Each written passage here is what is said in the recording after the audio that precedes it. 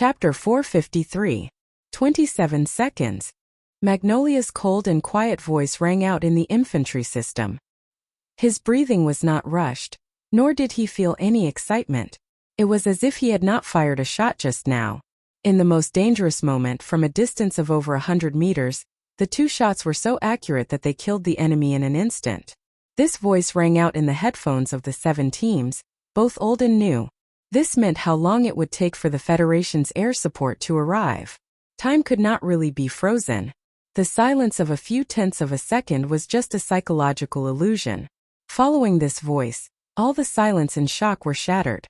The whistling of bullets rang out again, and miserable cries rang out again. The quagmire was still the quagmire, and the meadow was still the meadow.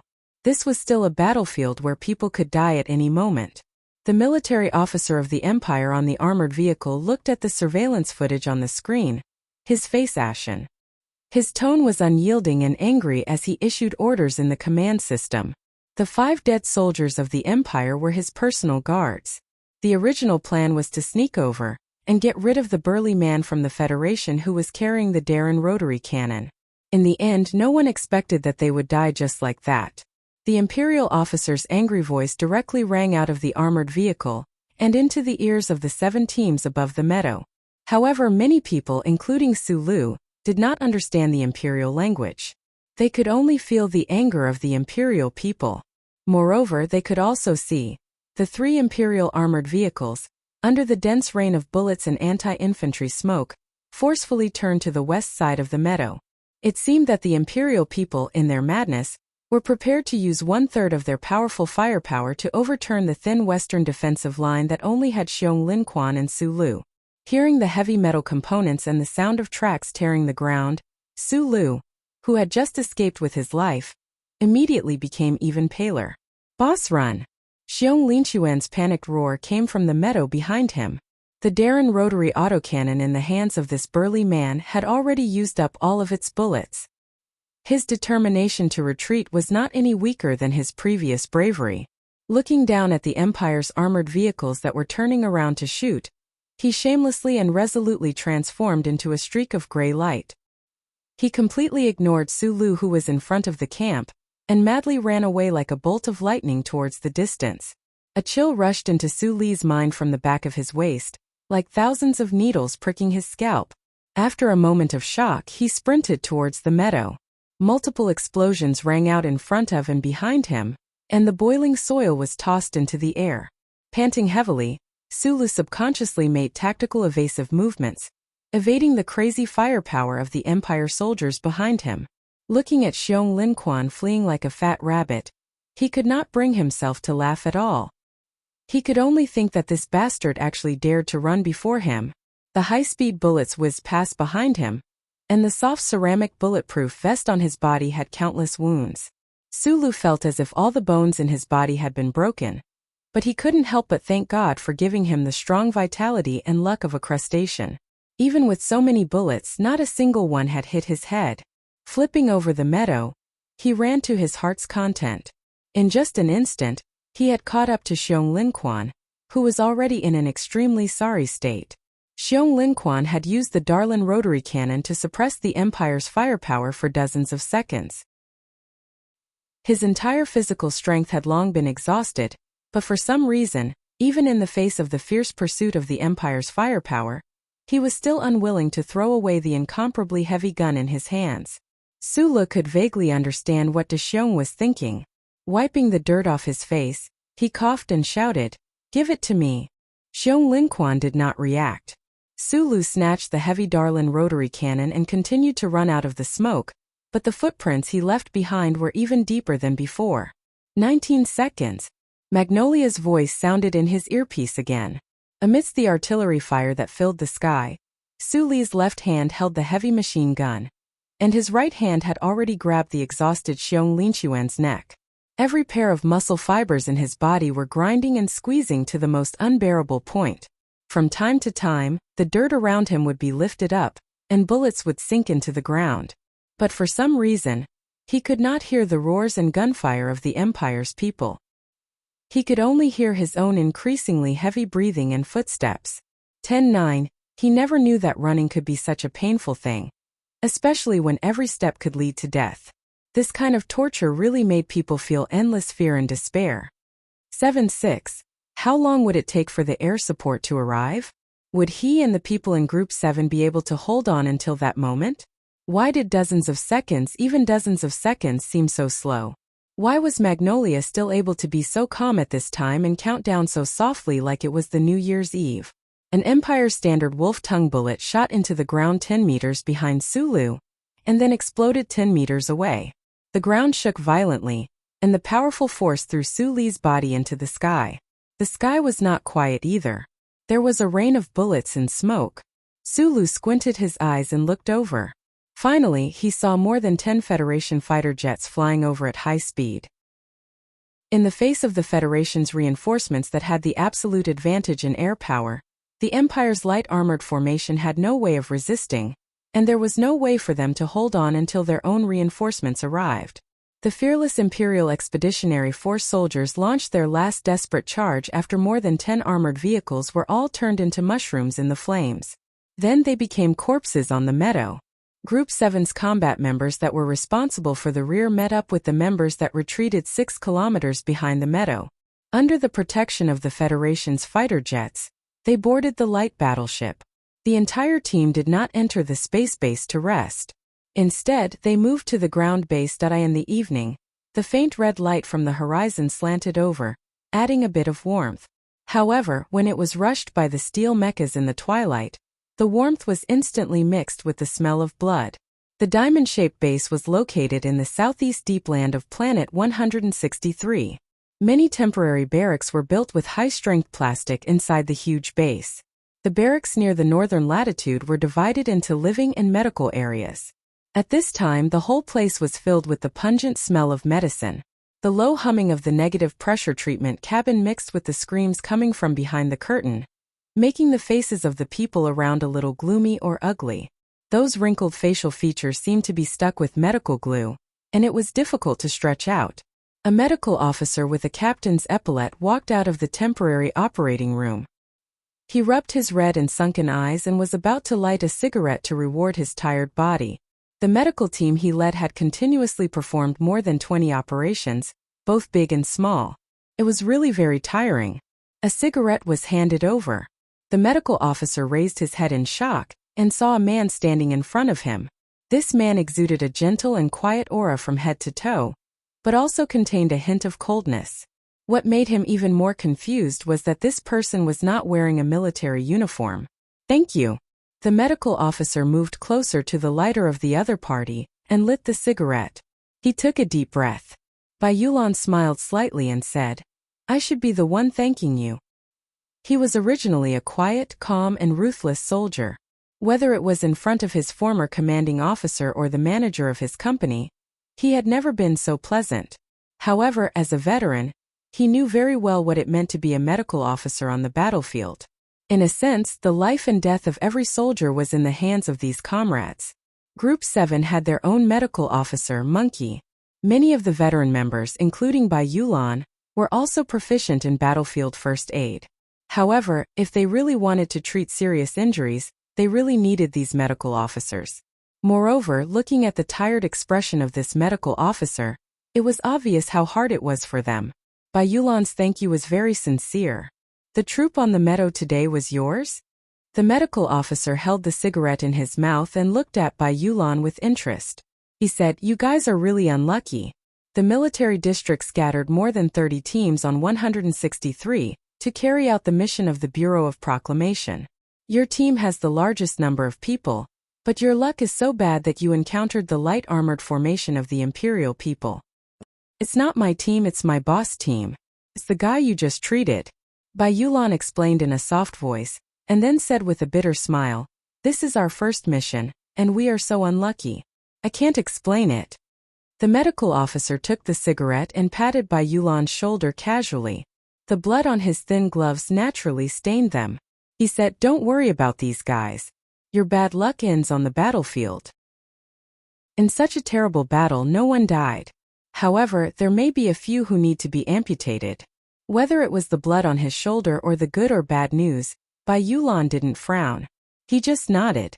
The medical officer admired his reaction. After a moment of silence, he sighed and said, "With your equipment, it's not easy to hold off the Imperial people for so long. I heard that even the commanding officer of the base was shocked and cursed for a long time. Speaking of which team are you from?" "Whitewater Team 7. Bai Yulan answered concisely. "Whitewater people only smoke Blue Box 37. I always thought you guys were rich." The medical officer looked at the filter of the cigarette and said with a smile. Suddenly his expression changed slightly. He looked at Bai Yulan and said, "Whitewater Team 7? Weren't you disbanded? I remember you guys regrouped. So you guys are the legendary Team 7. No wonder you are so fierce." The medical officer slapped his head and said in shock, "So, the guy lying on the operating table with small eyes? Is that guy?" Bai Yulan nodded. The medical officer's eyes lit up. He threw away the cigarette butt and walked behind the curtain. "What's wrong?" Bai Yulan was shocked. The medical officer said embarrassedly, "Bluegrass anesthesia is too expensive, and we don't have enough of it. So I didn't use it before. He's probably in a lot of pain. I'm going to give him a shot and let him sleep. Ask him to give me an autograph while I'm at it." The medical officer said excitedly, "I'm going to say that I saved Jian Shui-er's boyfriend. How proud would that be?" Chapter 454. 2 hours later, the small-eyed man on the hospital bed. The man who had been shoved into the legend because of his scandal with the nation's girl Lieutenant Colonel Sulu, finally woke up. In the dark of the night on the lonely hospital bed, he opened his eyes. At first, he was confused, but after a moment of clarity, his eyes were as bright as yesterday. He looked down and found that his body was not missing any parts because of the last explosion. The stone in his heart fell to the ground with a thump. Therefore he rejoiced and smiled happily. His neat teeth and bright smile were still clean and white, without a trace of the negative color of life and death on the battlefield. Rubbing his slightly swollen eyebrows, Sulu looked at his watch to confirm the time. He began to observe his surroundings. He found himself in a messy medical room. It was quiet and no one came. The number of needles on the white prescription beside the hospital bed fell into his eyes. He could not help but be slightly stunned. Bluegrass anesthetic was a new type of anesthetic developed by the 11th Research Institute of the Federal Academy of Science in the 61st year of the constitutional era. Its effect was amazing and it was safe and reliable. It could be added to all the beautiful television shopping terms. However, just like the fact that the federal military only developed 3 ACWs proved that too perfect a thing would naturally be too expensive. They actually used so much? Sulu could not help but scratch his head. He wondered how generous the federal military was to the wounded. At the same time, he felt a bit of heartache. Then, he vaguely remembered that after returning to the camp, before the clear pain on the operating table turned into confusion, there seemed to be a medical officer who asked him to sign some form. Could it be a notice of critical illness? His injury was much more serious than he felt. "Your injury is not serious." Bai Yulan pushed open the door and walked in. In her hand was a red Westwood serpent fruit. The water droplets on the fruit were clear. She passed the serpent fruit to Sulu on the bed. She lowered her head and said softly, when the last wolf tongue exploded, "Fortunately, your nerve reaction speed was faster than others. You threw De Xiong and De Lin far away and jumped up yourself, but you were still injured. The bulletproof boots were completely destroyed, and the muscles in your calf were torn." Sulu took the serpent fruit and took a bite. He said, "Then I should be fine soon. How is the situation in the group?" In the words of the medical team this time, Group 7's luck was so good that it defied the natural order. Many were injured but not a single one was sacrificed. Suli's fingers that were holding the serpent fruit were slightly startled, and he silently smiled. Immediately, he felt that today's white magnolia seemed to be a little different from usual. Although she was as gentle as usual, there was always a trace of autumn dryness in her tone. He did not understand why, but he was too lazy to think about it. He closed his eyes tiredly and began to review the course of this sudden battle. He thought about the calmness and tacit cooperation displayed by the veterans of Group 7 above the meadow. He thought about Xiong Linxuan's splitting of the gun and Gu Shifeng's terrifyingly accurate electric control methods. He could not help but sigh. After today, I finally understand that the Group 7 you brought up is indeed very fierce. No wonder the government had all those secret jobs that could not see the light of day and let you guys do them. Bai Yulan was silent. She was silent again and again. Finally, she broke the silence and said to Su Lu in an extremely serious tone, I don't want what happened on the battlefield today to happen again. Is this an order? Su Lu opened his eyes. It was rare to hear a maid or secretary speak in such a tone. He could not help but feel that it was somewhat interesting. There are 18 veterans in Group 7 including me. They are all people with experience and ability on the battlefield. Lan Xiaolong is also a wastrel. Boss, in the future you need to learn to trust us on the battlefield. Although the Empire's light armored squad is indeed a little troublesome, we can still handle it. What is required on the battlefield is teamwork and teamwork. It is impossible to expect you to jump out and wear your underwear to play the role of a superhero every time there is a battle. You are a human, not a mecha. Any stray bullet could have taken your life. The fact that you were able to survive today only shows that you were lucky. Su Lu scratched his head again. He thought to himself that the superhero character in Master Schiller's early dramas was clearly not human. How could he be so fierce? Bai Yulan continued, furthermore, since you temporarily gave me the command authority, you had to listen to my orders. Before I gave you clear instructions, you jumped out. This kind of personal heroism, other than being able to kill people and give the cameraman of the Venus documentary film studio a source of excitement, has no other use. Su Lu was silent for a moment. Then he smiled and said, but in fact you and I both know that in the situation at that time, there was no other way except for me to jump out. You and I know that you will never be able to order me to jump out, so I had to jump out myself. Bai Yulan was silent again. She used her fingers to tidy up the fluttering hair on her forehead. I know myself very well. I am only suitable to be a small soldier. Su Lu looked at her and said seriously, Group 7 has more than 100 people. If I want more people to return alive, I can only trust your command, but you must also treat me as an ordinary soldier and command me. Bai Yulan shook her head and said with an unquestionable tone, no. You will be a teacher, a general, or even a marshal in the future. You must learn to command on the battlefield and have the courage to do so. Su Lu knew what to say. He silently placed the serpent fruit on the bedside table. Commanding on the battlefield may be an art, but in many specific combat situations, commanding was the art of killing. Not only did one have to kill the enemy, but they also had to kill one's own people and let one's subordinates carry out certain death missions. And this was a mentality that he could understand, but it was difficult for him to achieve. The base, which had been silent for a long time, suddenly erupted with loud cheers.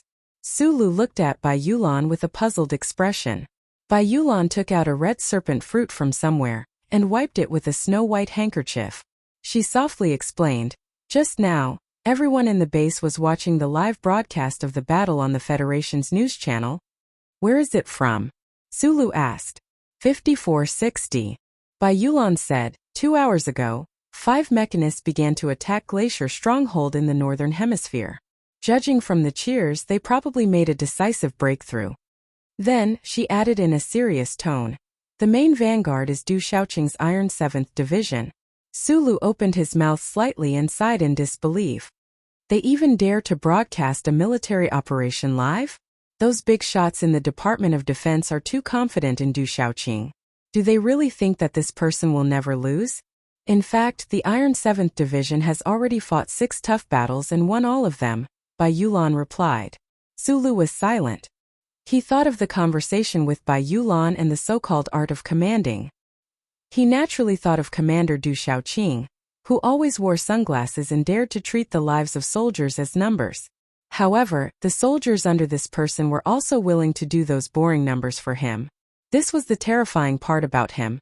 Many people in the army knew about the rumors of Zhong Laohu suppressing Du Shaoqing. Not long after the war with the dynasty started, 2 generals from the Westwoods military were severely punished by the Department of Defense for not being able to reinforce the Iron 7th Division in time. This only added to the authenticity of the rumors. Most of the Federation's main forces attacking the 3 fallen planets were from the West Woods military. More than 80% of the soldiers in the rhombus-shaped base on Planet 163 were from the West Woods. Naturally, they did not have a good impression of Du Shaoqing and his Iron 7th Division. However, they were all soldiers of the Federation after all. Watching the live broadcast of the first military operation in history, watching the inexplicably exciting battle scenes, watching their compatriots crush the defense line the dynasty had set up in the dangerous glaciers inch by inch, they still cheered for each other from the bottom of their hearts. The light screen gradually turned dark. The soldiers of the Federation discussed excitedly before they returned to their own barracks and began to prepare for the battle that might come tomorrow morning, or perhaps later at night. Outside the barracks in the southwest corner, the 100-old soldiers from the 7th Division found it difficult to immerse themselves in such a crude and simple emotional reaction. They looked ahead with complicated gazes, at the veterans who were talking and laughing, and subconsciously looked at their wounded troops and the boxes of biological materials wrapped in them. Their mood was low, but there was also an inexplicable change. These precious young masters from the capital ring, on their first mission and first battlefield, encountered the rumored ferocious people of the Imperium, and encountered a sudden battle. In fact, many people including the bodybuilders were so scared that they could not even eat dinner.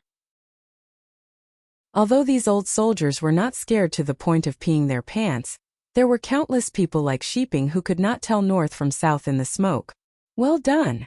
Xiong Linquan, whose voice was loud and clear, walked back with his cane and slapped the back of a recruit's head hard.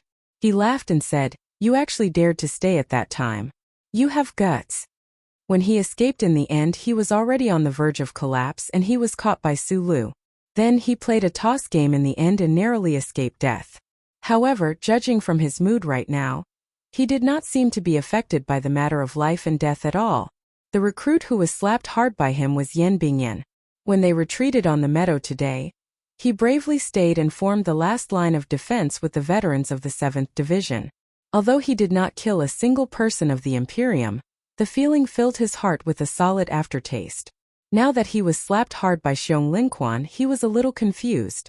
When he heard the other party's praise, he could only chuckle. Along the row of barracks, Xiong Linquan slapped one head after another. It was as if he was testing the ripeness of a watermelon. As he slapped, he praised loudly. However, those who were slapped by him did not have any trace of shame on their faces.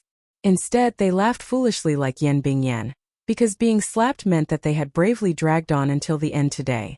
Xiong Linquan stood in front of the crowd. Suddenly, his expression turned serious and he said seriously, "You guys did not retreat first today. You have guts and courage, but you will have to listen to military orders in the future. After all, you are all rookies, and it will not be useful to stay there.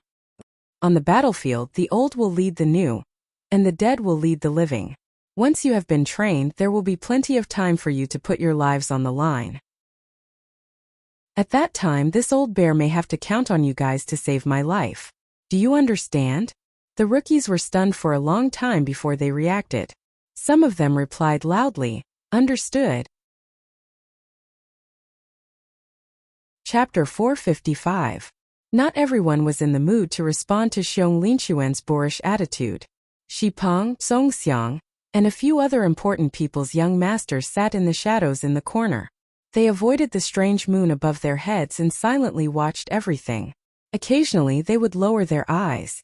Shi Peng's face was a bit haggard and pale. Today, he was almost killed by the people of the Empire in the meadow. It was all thanks to Su Li's slap that he fell to the ground that he luckily escaped with his life. Right now, when he recalled the dangerous scene, his body was still cold. He used his fingers to rub off the dried mud on his face. He lowered his head and spat out a mouthful of saliva. "Give me a cigarette." Songxiang was slightly surprised. He turned around and went into the room. He took out a few boxes of cigarettes wrapped in pure white paper. After tearing them open, he gave one to Shi Peng. He held one in his mouth and threw the remaining boxes to his companions beside him. Smoke curled up in the night. A few red dots of light flickered in and out. Other than the occasional unaccustomed coughing, there was no other sound. No matter if they were born with a golden spoon in their mouth, a silver coin in their hand or soil in their hands, As long as they entered the frontline battlefield and saw the real life and death around them, the young soldiers would begin to smoke, even if they were once staunch supporters of the Quit Smoking campaign. This was a cigarette specially provided by the Logistics Department of the Ministry of National Defense. There was no symbol on the white cigarette box or the cigarette itself. The specially provided cigarette contained mellowness within the spiciness. It was not bad. However, Shipeng and the other young masters would never smoke something of this level before.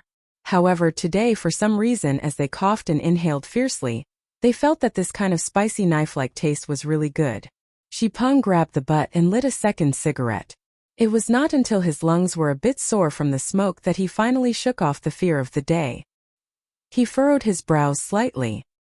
He looked at the room in the distance that was covered by the light but filled with the thick smell of tobacco. He thought of the slap he received in the meadow and thought of Lieutenant Colonel Su, who was about the same age as him. No matter what this guy was thinking, he at least fulfilled the promise he made before the battle. He was the last one to leave. 5 days later, the night before the 7th Combat Team's second mission was still as silent and peaceful as the previous few nights. It was like a quiet night in a mountain village. One could faintly hear the sound of running water in the distance. Unfortunately, there were no golden wild rice fields around the base.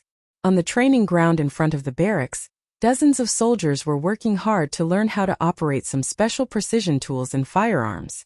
According to the arrangement in the manual, they were divided into several groups. Some groups held heavy manual air pressure valves and worked hard to dig into the ground. Some groups had to assemble various electronic parts according to the procedures in the shortest amount of time, and then put them into the small holes about 3 meters deep.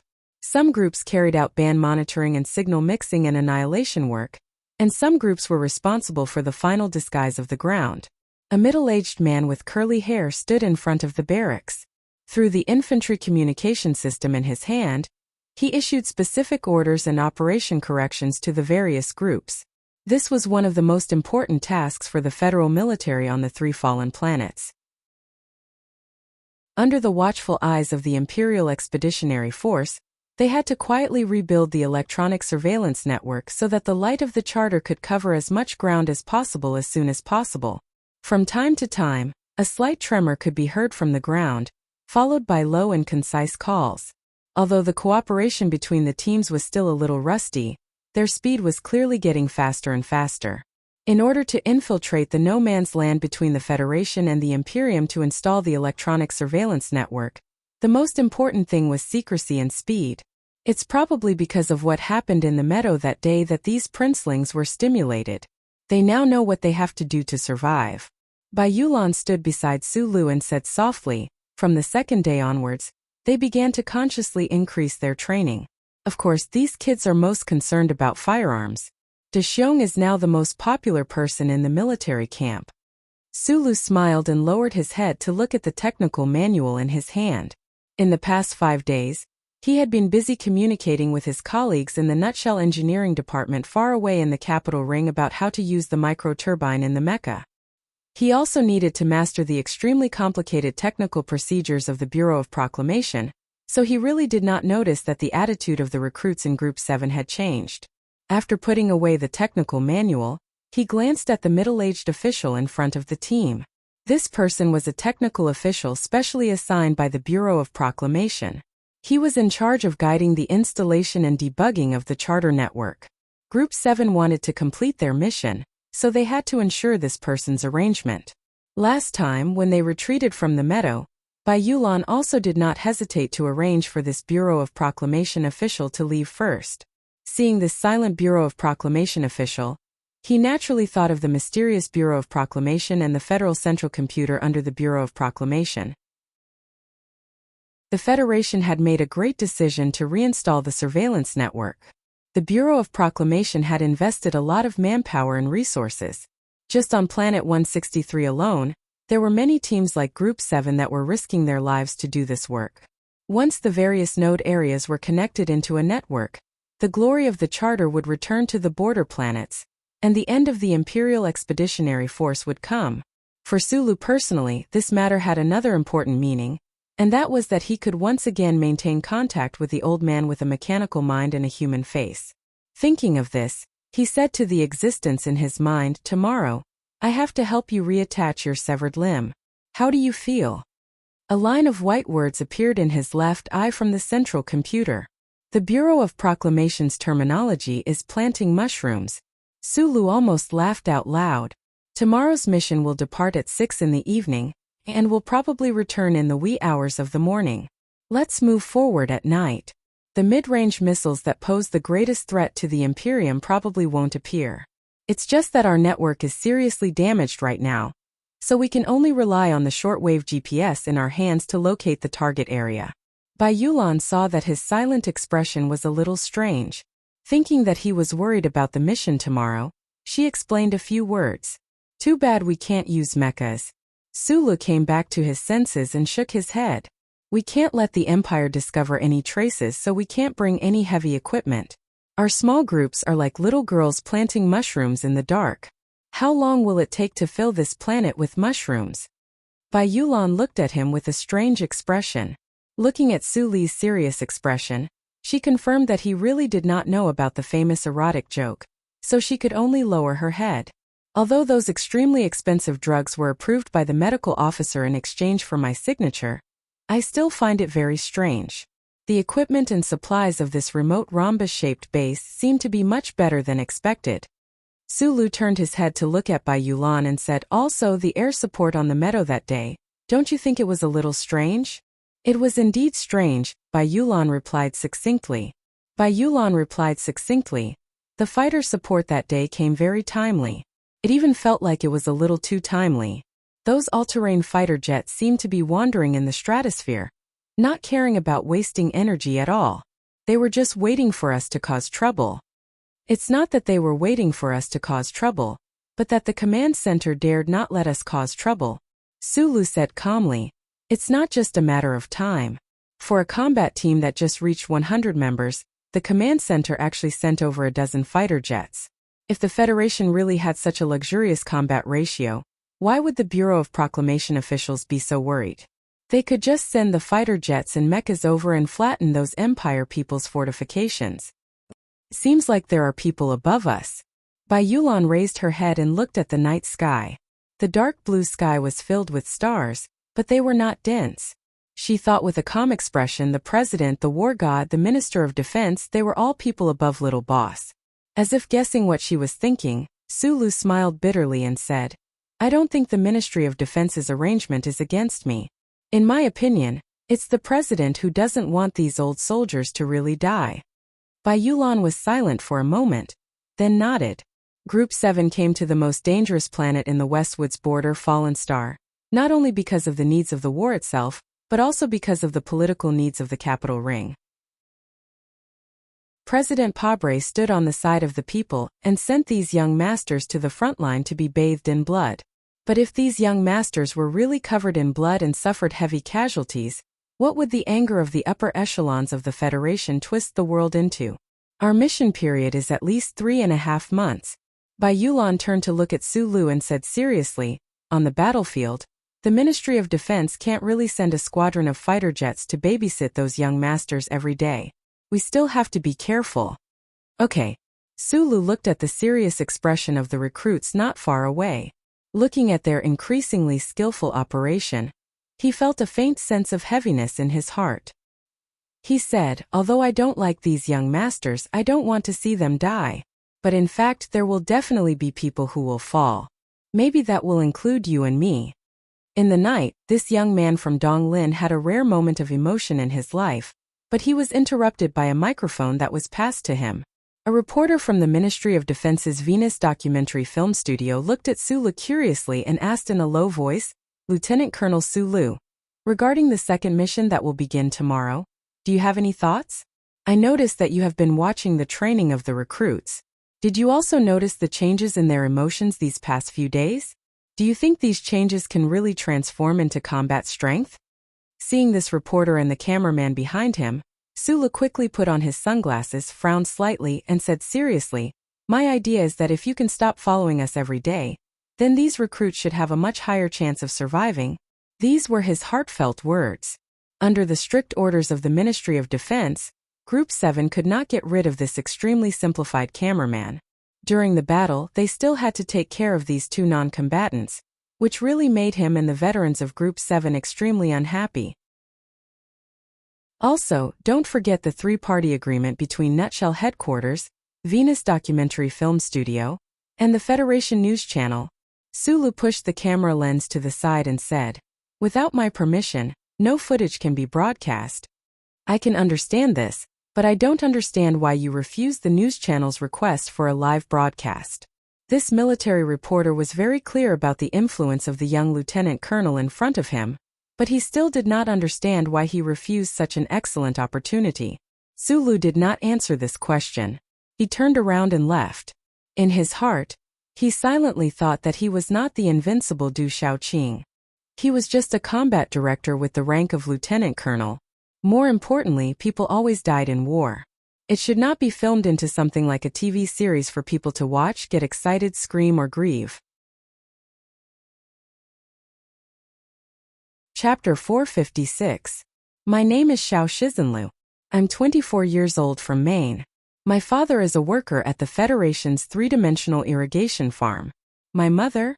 She stays at home all year round on government subsidies. I also have a younger sister who is in high school this year. Why is he called that? Because when my mother gave birth to me in the hospital, my father was watering the 13th floor of the farm, controlling the speed of the water droplets. I forgot to mention that this is the only job he has ever done in his life. He has spent most of his life on the 13th floor of the farm. On the TV screen, a young man with a dark complexion was talking to the camera. There was a hint of panic in his calm eyes. His skin was rough due to the torment of the strong winds and rays on planet Shalene, coupled with the crumpled cigarette between his dry lips and the light infantry uniform on his body. It fully displayed the image of a simple frontline soldier. You don't know how many floors there are in the irrigation farm? The soldier looked at the camera in surprise and scratched his head in confusion. He then laughed and said, "It's normal that you city people don't know about this." A voice outside the camera asked, "What do you want to say to the government or the Senate about your mother's situation of being unemployed for many years?" Xiao Shizenlu simply shook his head and said to the camera, "The government provides subsidies. Besides, I've been receiving quite a lot of subsidies over the years. My family's life is not a problem. My best weapon is the 21-26 long-range sniper rifle, but there are at least 3 people in our group who use it better than me. Lao Bai de Xiong. Lieutenant Colonel Sulu? I've never seen him use a sniper rifle, but I heard that it's awesome. I saw him play with the Qian light machine in battle. He must be awesome with a sniper rifle as well." There was no such thing as awesome in the Federation. The word awesome was automatically muted by the news channel. The mission is indeed a bit tiring. We've been on this crappy planet for more than a month and have only fought 1.5 battles. It's really boring, Xiao Shizenlu said seriously. Of course, we all know that once we encounter the enemy of the Empire, if we are not well prepared, it will really be fatal. The camera was slightly tilted up at his dusty and tired face. Behind him was a messy bush. From the angle of the camera, the person holding the camera should be lying on the ground. This might be a break in the battle. You know that our mission is top secret. Then why ask? Is there a problem? I finally understand why Boss and Lao Bai hate you guys so much. After a period of self-expression, 13th floor gradually got used to the feeling of facing the camera. The 7 groups of ruffians that were previously hidden by his simple and honest appearance finally revealed a little. All right. He waved his hand angrily at the camera and said, "I knew I had to answer. Beep beep beep. If I had known, I wouldn't have made that bet last night. Lu Jiao and those bastards insisted that I accept your interview. Yes, I have been in the army for many years. I am a veteran. What do you think of these new recruits? I have no opinion. That's right, this brat is now in the same dorm as me. You're asking me about my relationship with him?" 13th Wang glanced to the left of the camera and smiled mockingly. These new recruits are much stronger than before. What I don't like the most about this kid is that he loves to bathe too much. He is clearly a man, yet he makes himself smell good all day. The camera shifted to the left, and a young man's face that was distorted due to anger entered the camera. After seeing the camera, the young man panicked and quickly said, "Don't film me, don't film me." The camera didn't move away. Unable to win against the persistence of the camera, the young man had no choice. After a moment of silence, he angrily explained, "I only bathe once every 3 days. The frequency has decreased a lot. I don't understand why these old soldiers don't care about personal hygiene. What I care about is being alive." 13th floor's disdainful voice came from outside the camera. "My name is Da Vinci." The new recruit was silent for a moment. A slight smile rose to his face. "I am 22 years old this year. Yes, my father is the governor of Wuxia State, De Chungren. I am now in the same dorm as the guy you just interviewed. Why did you choose this name?" After mother stopped performing at Wuxia Theater, she fell in love with painting. On the day she gave birth to me, my father happened to be working at an excavation site before the catastrophe. Yes, it was the discovery that shocked the Federation 20 years ago. My father saw the archaeologists take out a pile of chains and watermelon knives with Da Vinci's name on them from the basement. Just wait. Junk, so he decided to name me Da Vinci. Da Vinci said with some sadness afterwards, "It was proven that this was just another prank by Master Schiller." The voice outside the camera laughed and said, "But this in itself is very valuable." Da Vinci chuckled and took a cigarette from 13th floor's hand. He lit it and said, "Yes. After being on the front lines for more than a month, do you feel any different?" The voice outside the camera asked. Da Vinci seriously thought for a long time. He took a deep drag on the cigarette and said, "The freedom and peace of the Federation require blood and sacrifice. This isn't a cliché, it's a real feeling." "What do you think of these old soldiers?"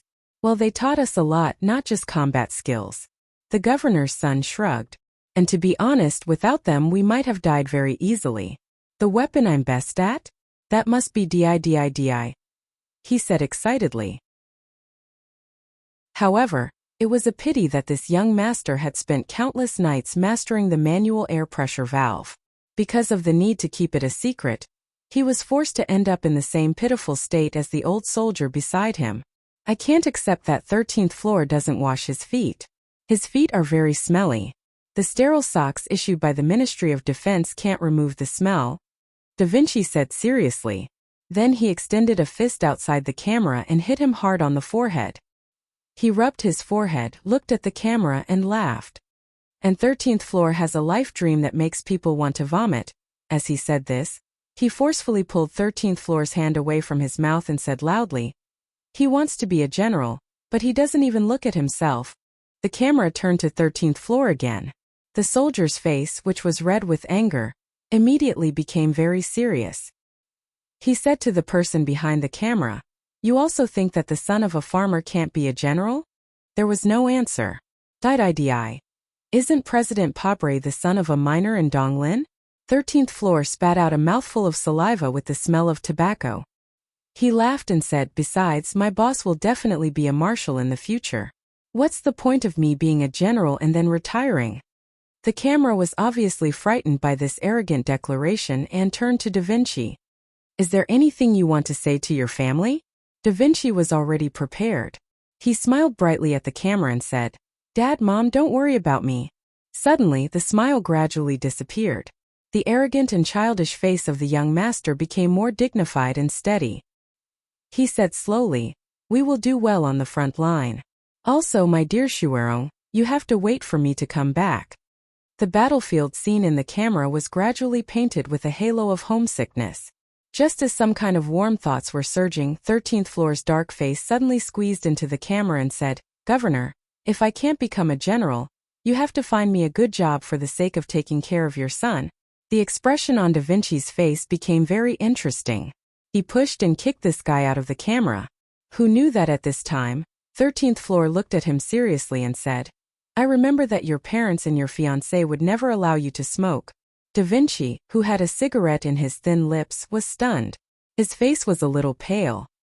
He felt that the cigarette between his lips was like a thin and hot iron. His lips trembled and the cigarette but fell into the mud. A hand quickly covered the camera, leaving behind endless aftertaste for the hundreds of millions of viewers watching with relish in front of the TV. "My name is Xiong Lin Quan. I come from the small town of Greenbow County in the 37th state. I don't know where it is. If you don't know, can't you check it out? Why do you care how old I am? I can use any gun." These little bastards. Well, they are really good. At least they are much better than I thought. My name is Tsongxiang. I come from the university town of Linhai State. I am 21 years old this year. Does my father's identity have anything to do with our battle on the front line? Well, he is indeed the president of Yue University. My name is Bai Yulan, and then that's it. My name is Shipeng. I was urgently called to the front line 71 days ago. At that time, no one knew the specific mission orders. The faces of the veterans and the new recruits kept appearing in the camera. It was obvious that the footage was not taken at the same time and place. After spending some time on the front line and experiencing the baptism of smoke and blood, it was difficult to distinguish the two completely different types of people from their appearance and temperament. If these very good things were happening in every corner of our society, what kind of positive power would that bring? This is the second episode of the Federation News Channel's documentary, Group 7. Thank you for watching. In the next episode, we will strive to have the highest commander of this unit, who has never spoken, talk about his legendary experiences and war stories. The camera focused on a figure in the Twilight military base, and then gradually faded into darkness. Chapter 457. Amidst the swirling smoke, Sulu narrowed his eyes and sucked hard on the cigarette between his lips. He said vaguely but with an exceptionally firm tone, "Even if you beat me to death, I will not go on camera and perform like these guys. What the hell is this? And that guy on the 13th floor, is there something wrong with his head?" He shouted in front of the entire Federation that he wants to be a marshal. In the dimly lit room, the TV screen was playing the end of the Federation's most popular reality documentary recently. The somewhat familiar figure in the twilight made Suli's cheeks heat up. He did not understand how the cameraman had managed to capture the feeling of desolation when he was in a daze.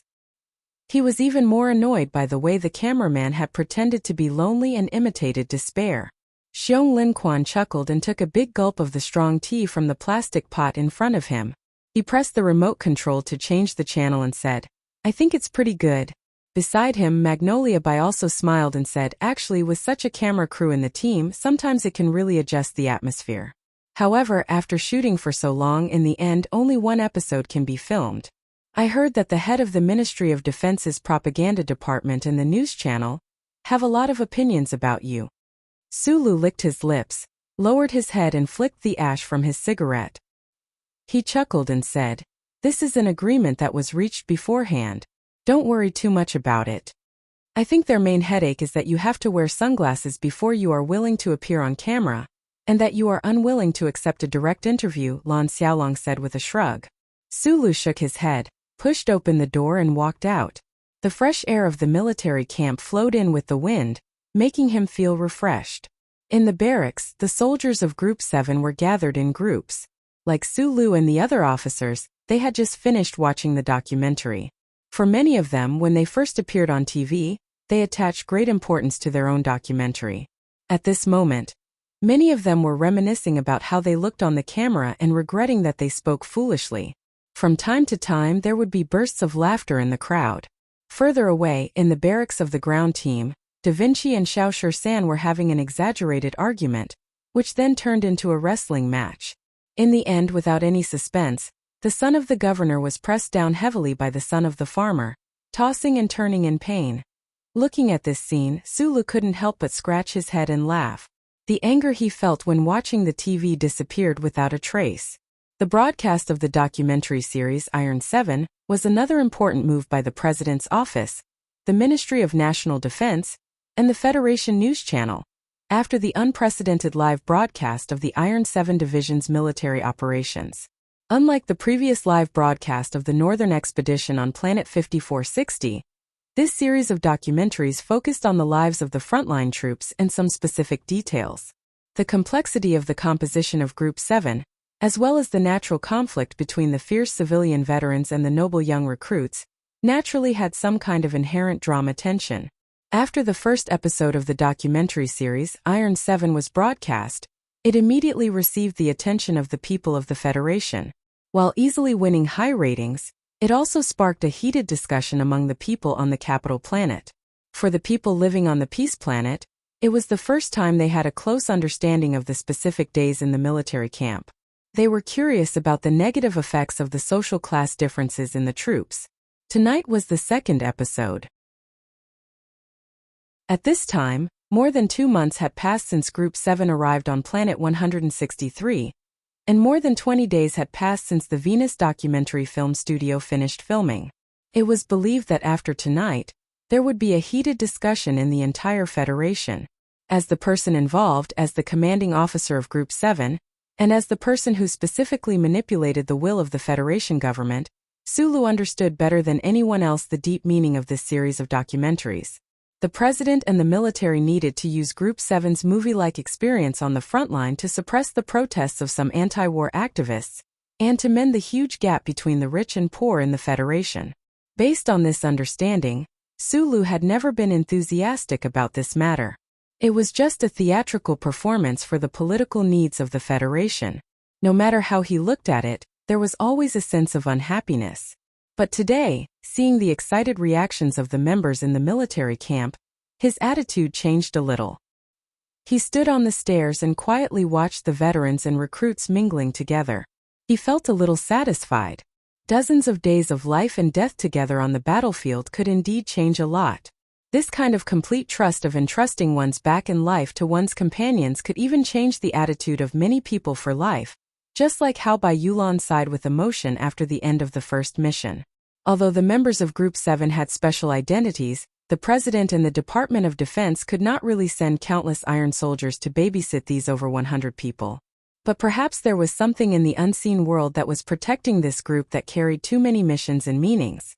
Perhaps the creator of the constellation could not bear to see this nominally mercenary group become a tragic symbol under the eyes of hundreds of millions of people in the Federation.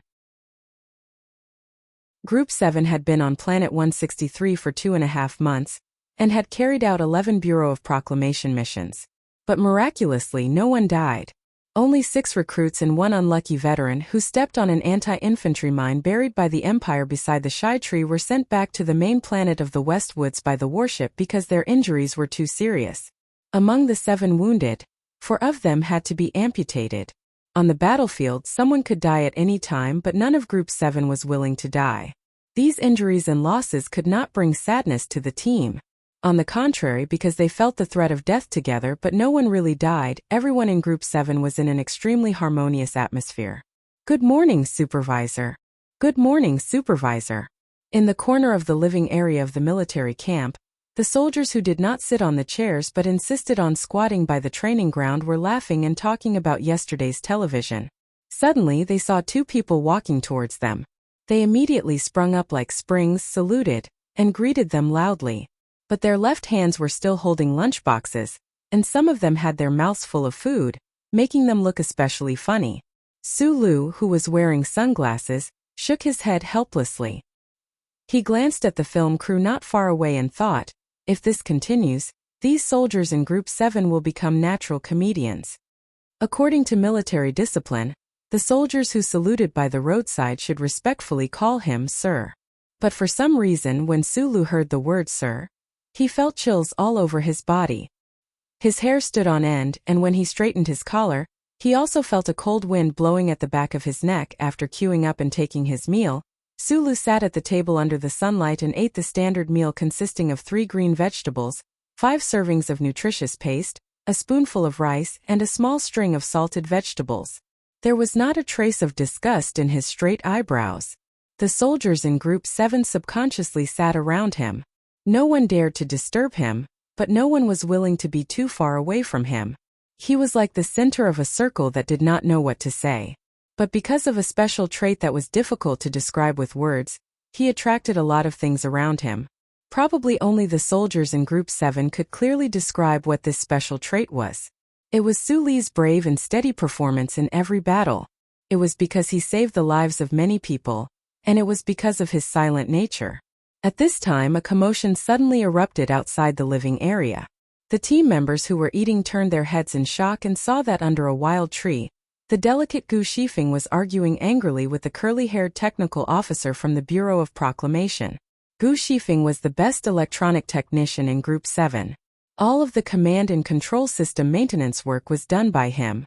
Group 7 was carrying out the Bureau of Proclamation's task of reconstructing the network on Planet 163, so he naturally had to represent Group 7 and cooperate with the technical officer from the Bureau of Proclamation.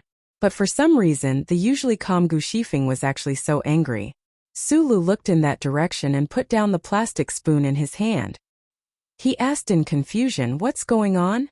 In the previous missions, the Bureau of Proclamation would always arrive at the target area before giving us the technical specifications and parameters.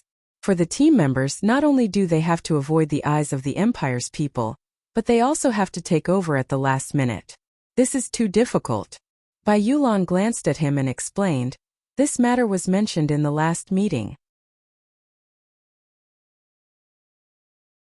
He didn't back down at all because of this threat, nor did he show any fear because he mentioned Director C. He was just as cold and rigid as the Federal Central Computer.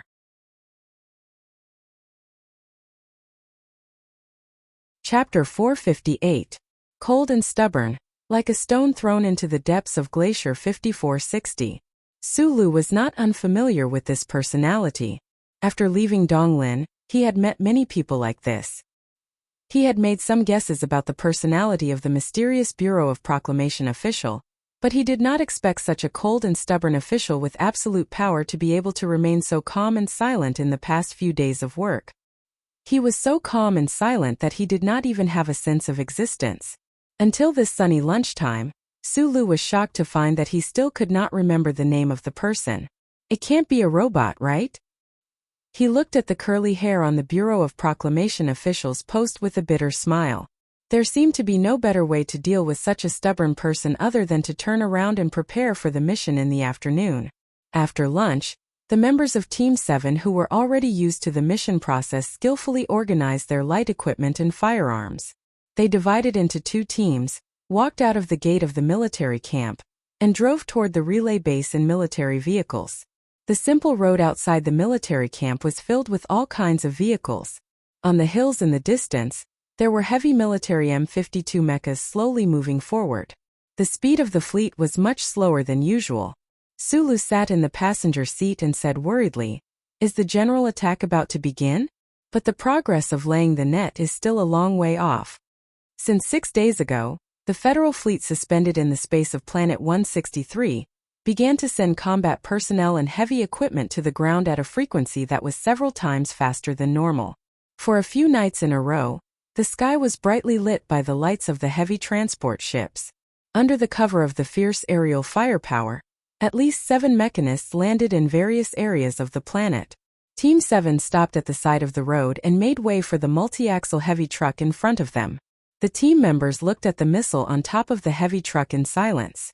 They were slightly excited but also a little nervous. The Westwoods military district is under too much pressure. The ground military operations of Planet 163 and Planet 3320 have been stagnant for more than 2 months.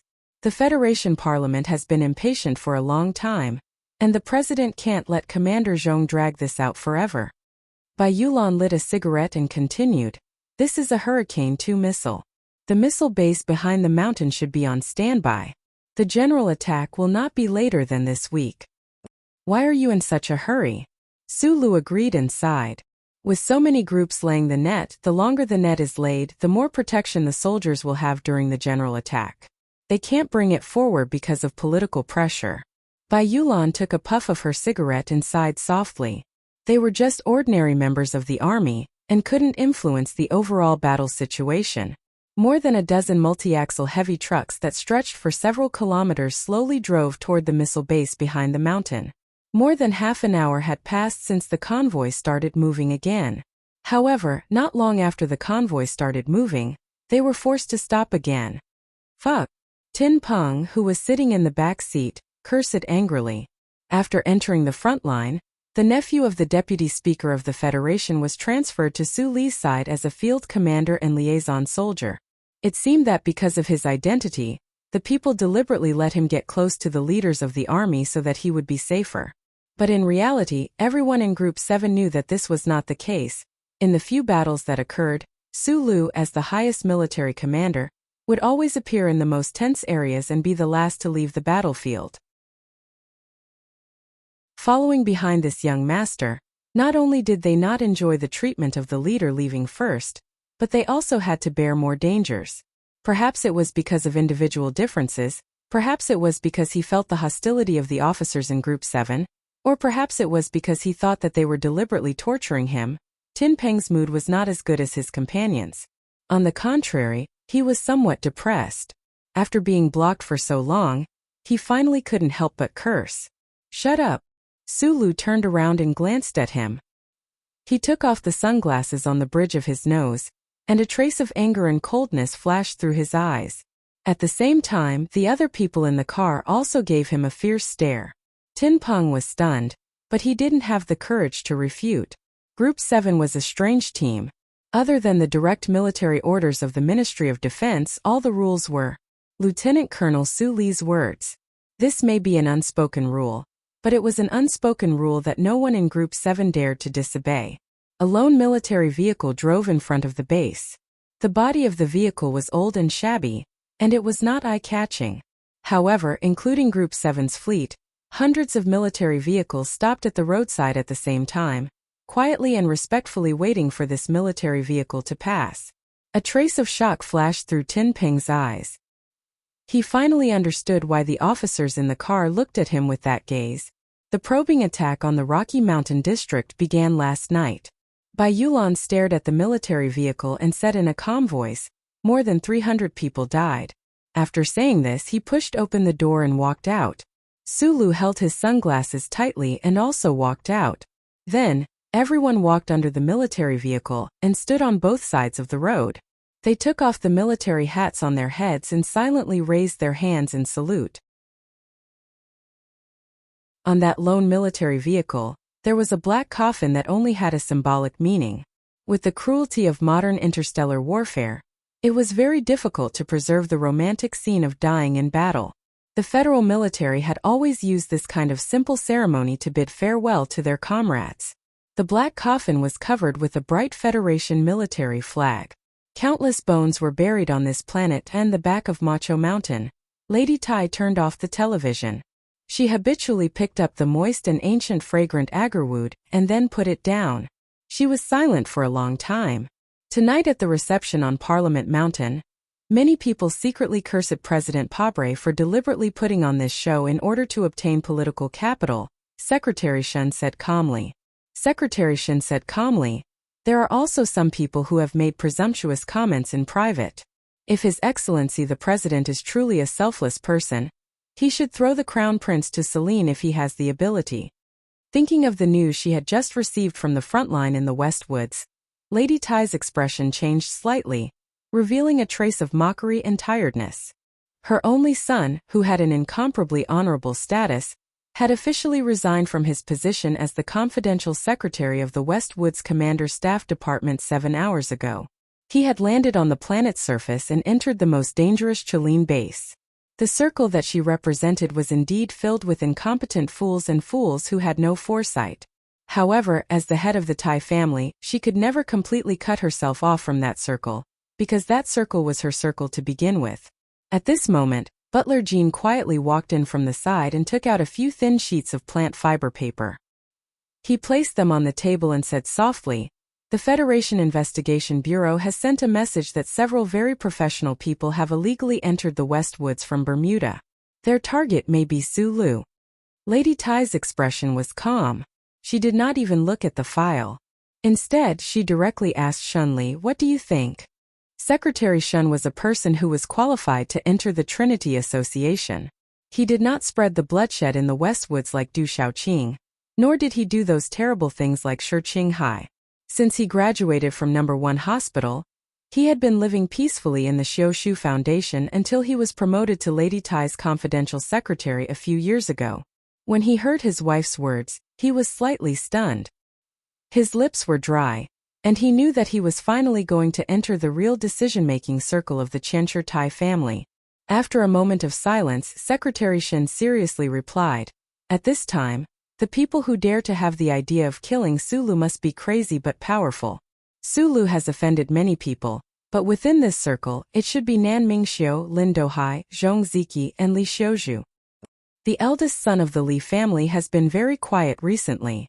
Butler Jean said in an old voice, even after the scandal about Jian Shuier came out, he did not do anything strange. After the presidential election, Li Xiuzhu has become more honest and has improved a lot. Even if he hates Su Lu to the core, he would not dare to interfere in this matter. Lady Tai looked at the agarwood and gently rubbed her soft fingertips. She said, although the two most useless juniors of the 7 major families and the son of a bumpkin, although they are a bunch of useless people, they still have a strong background. When their anger is gathered together, it should be able to bring some warmth. She slowly closed her eyes. After a long silence she sighed and said, even Taizion could not persuade him. Does this little guy really think that he is the second old man? This kind of stubborn little guy who does not see the big picture, and only knows how to ruin things should not exist in this world. Although he rejected the young master, this is after all the president's plan. It has little to do with him. Secretary Shun hesitated for a moment and bravely expressed his opinion. He is the successor chosen by the military god. After the victory of the military operation, he will return to the capital ring. I am afraid that he will face the anger of many people. At this time, if we help him, we are actually helping ourselves. Secretary Shun didn't say it explicitly, but he had clearly expressed the meaning of providing timely help and a rare commodity that could be hoarded. What do you mean by help? He will not appreciate it, and I am not in the mood for it. Lady Tai opened her eyes and looked at the ice lake.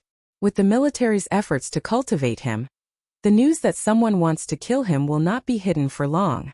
While the old man is alive, I will maintain my respect for him and see what kind of future Su Lu will have. Of course, I will not think highly of those stupid young masters, but I am very curious. If someone comes to stroke the tiger's whiskers, what kind of intense reaction will Su Lu, this little tiger, have? Of course, the prerequisite is that he can come back alive from the front line. She had seen through the ups and downs of the Federation in the past few decades. She knew very well that anything could happen on the battlefield. A stray bullet or a rock could kill a future famous general of the Federation. During the war between the Federation and the Empire that lasted for many years, how many talented and strong-willed young people like Su Lu were mercilessly cut down like countless trees. The madam silently recalled the past.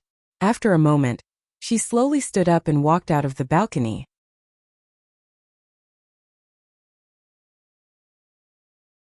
Chapter 459. Secondly, I'm taking leave today. It's not that I'm tired, it's not that I don't have time. I'm not tired at all today. I even went out to play for a while in the afternoon. I definitely have time to write.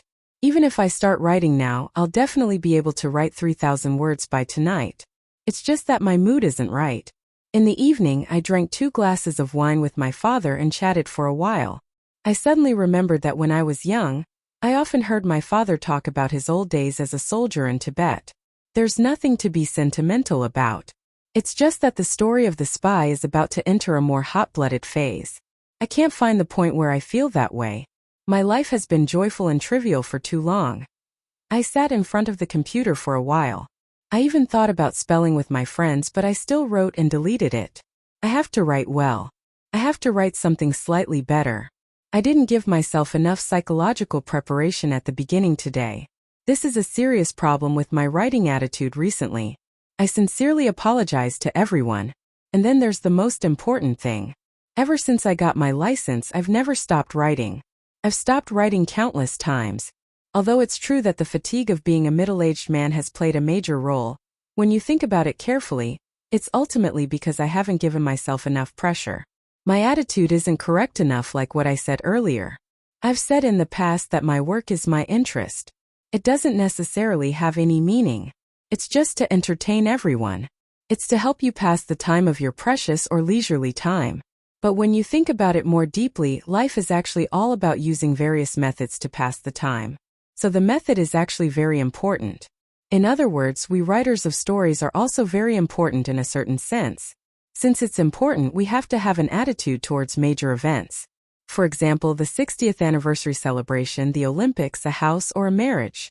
After clenching my fist for a long time, I hereby solemnly promise to all of you, from tomorrow onwards until the end, this story of the spy, which I like very much, will never stop writing. In the past, I've always been a man of my word. Everyone knows that, so I rarely dare to make any promises. Haha, the little things under my pajamas are indeed wretched. But since I've made this promise today, I'll naturally fulfill it seriously. I'll use this to correct my attitude, to enjoy my work, and to entertain everyone.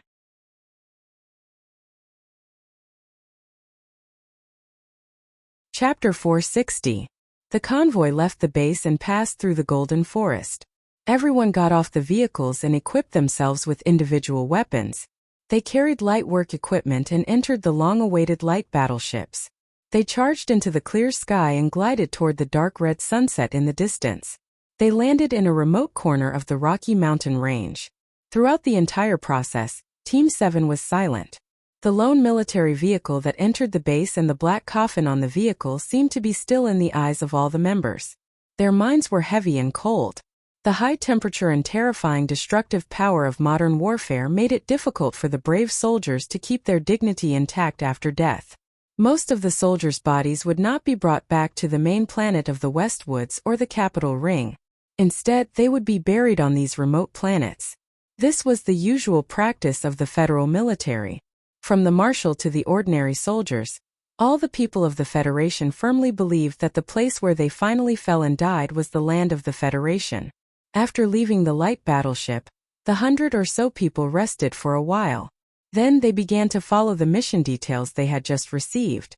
Under the cover of the twilight, they walked toward a deep valley in the Rocky Mountain range. A slightly strange atmosphere still shrouded the silent Team 7. Along the way, only the sound of military boots stepping on fallen leaves and the soft chirping of birds and insects could be heard. Shipeng carried the heavy workbench and followed the team with difficulty. His gaze passed through the transparent infantry helmet and fell on Su Li's back. After staying on the front lines for so many days, he could already erase the cold arrogance and tyrannical attitude of the speaker's son. However, he still kept a lot of it in his bones. But for some reason, when he looked at Sulu now, it was very difficult to summon the hatred that could spontaneously arise at any time. There was indeed nothing to hate. In these days of missions and battles, Sulu had kept his promise and always stood in the most dangerous place. Thinking of the black coffin ceremony he saw on the road, Shipeng's expression became slightly solemn. The troops had a probing attack last night, and hundreds of comrades had died. Compared to the field troops, Team 7, who had not lost a single person until today, was really very relaxed and lucky. Because of the military vehicle and the black coffin, there were many new recruits who felt emotional and inferior like Shipeng. That was why the team in the valley was so silent and calm. Sulu turned his head to look at his teammates at the woodlands. He noticed that many of them were breathing heavily, but their expressions were more relaxed. He couldn't help but feel a little more relaxed. After going through 10 days of brutal training in the Westwoods military camp, these guys also knew that they had taken the initiative to train more in the past 2 months. Their military qualities had improved a lot. These young men who were still young soldiers 2 months ago could now carry the technical components of the Bureau of Proclamation that weighed dozens of kilograms and march for 1.5 hours on foot.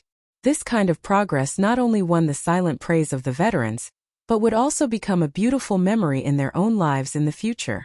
The temporary resting area was a gentle slope with trees covering the top.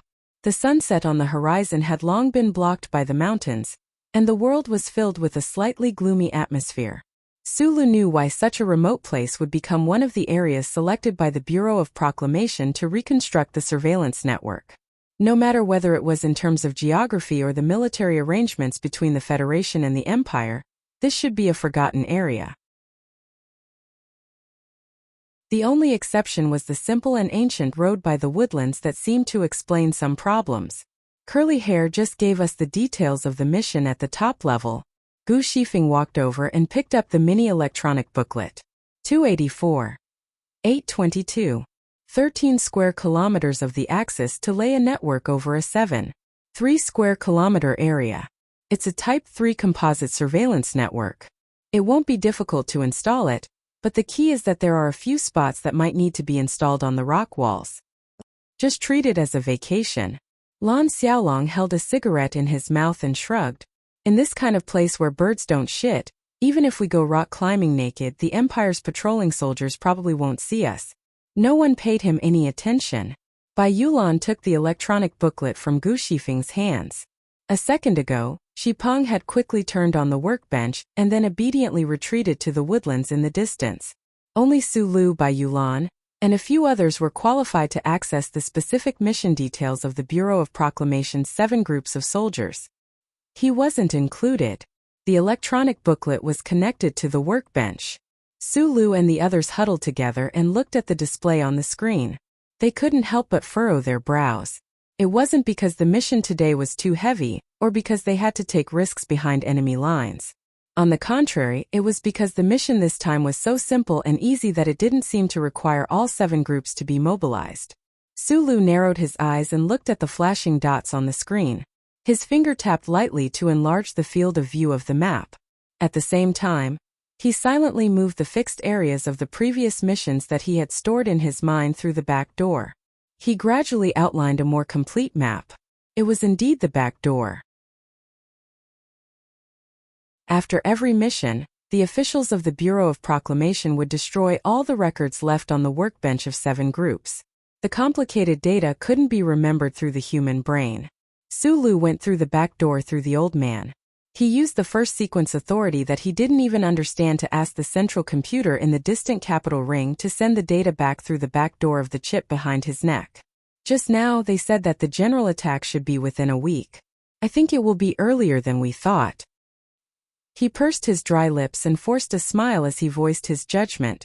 In fact, the Federal Army had already gained an overall advantage on Planet 5460.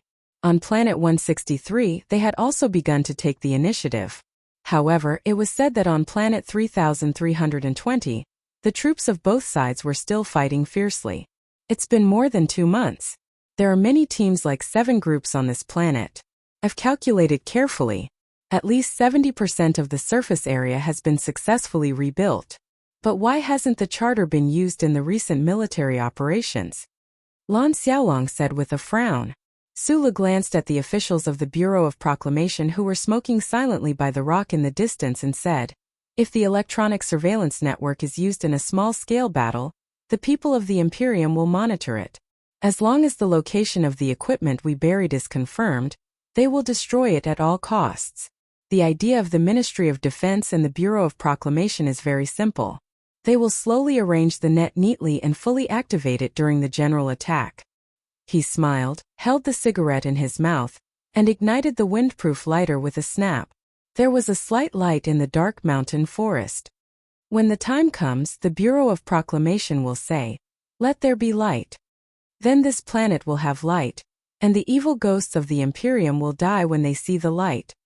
In the last twilight, in the beginning of the night, between the slightly bald cliffs on both sides of an old road, the faint sound of drilling machines could be heard from time to time. Rocks were drilled away, soil was turned over, and trees were cut down. In the distance and near, if one looked carefully with the naked eye, one could see many Federation soldiers in colorful military uniforms silently but quickly. They were installing the electronic equipment of the Bureau of Proclamation, which was originally as strange as a monster but was now as familiar as a first love, into this 7-square-kilometer area. The infantry suits on them had an automatic cooling camouflage effect. They could effectively hide from the Imperial Expeditionary Force's high-altitude reconnaissance aircraft that rarely escaped Federation's destruction. The team members were divided into many groups. They meticulously carried out the installation work in the cliffs, valleys, and forests according to the complicated and even tedious requirements of the Bureau of Proclamation. At the outermost edge of the mission operation area, Xiong Linquan and a few other veterans were leading Yan Bingyan and the others. They vigilantly watched the movements in the distance. At the same time, they continuously sent out folding signal interference through the equipment to block the signal that might overflow later. Su Lu sat under a large rock. With his sharp eyesight, he observed the image of the team members working furthest away. His fingers occasionally lit up the dense steel windproof lighter in his hand. In the legends of the military camp, many veterans had their heads blown off by the Imperium snipers because they lit up cigarettes at night. However, the Federation soldiers, including him, did not seem to believe in this legend. This was because this was a war that started within the Federation. The Federation had the absolute advantage in this war. All the mission operation areas were filtered countless times by high-altitude satellites to eliminate most of the dangers. Done. Prepared to debug. Gu Shifeng's calm voice sounded in his earpiece. At the same time, the curly-haired Bureau of Proclamation official not far away turned on his mini workstation. Today's mission was completed very easily. Sulu patted his butt and stood up. He looked at the team members who were busy with debugging and physical concealment work. He took a deep breath and realized that it was already midnight.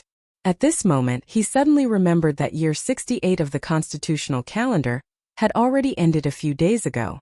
Right now, he was standing in the spring of year 69 of the constitutional calendar, in a place incomparably far away from his hometown. When the troops returned to the safe zone transit base in the light battleship, Sulu had just started to feel a faint sense of homesickness when he was successfully turned into silence by an email from his second hometown, S1. This was an email that the Internal Affairs Department of the Federation of Defense had specially forwarded to him. The email said in a serious tone that two exceptionally fierce and powerful experts had snuck into the West Woods in the 100 Mu Star region. After a serious investigation, the Bureau of Investigation of the Federation determined that the target of these two experts was most likely him. Experts were naturally experts in killing people. Sulu silently finished reading the email and then destroyed it. The powerful departments of the government were currently investigating this matter, but he knew very well that the people in the Federation who wanted to kill him and dared to kill him definitely had a way to help the two experts find a way to exist in the Federation. Although the only loopholes in the glory of the Charter were the uncle and himself to this day, those who lived in Bermuda did not necessarily have no chips behind their necks.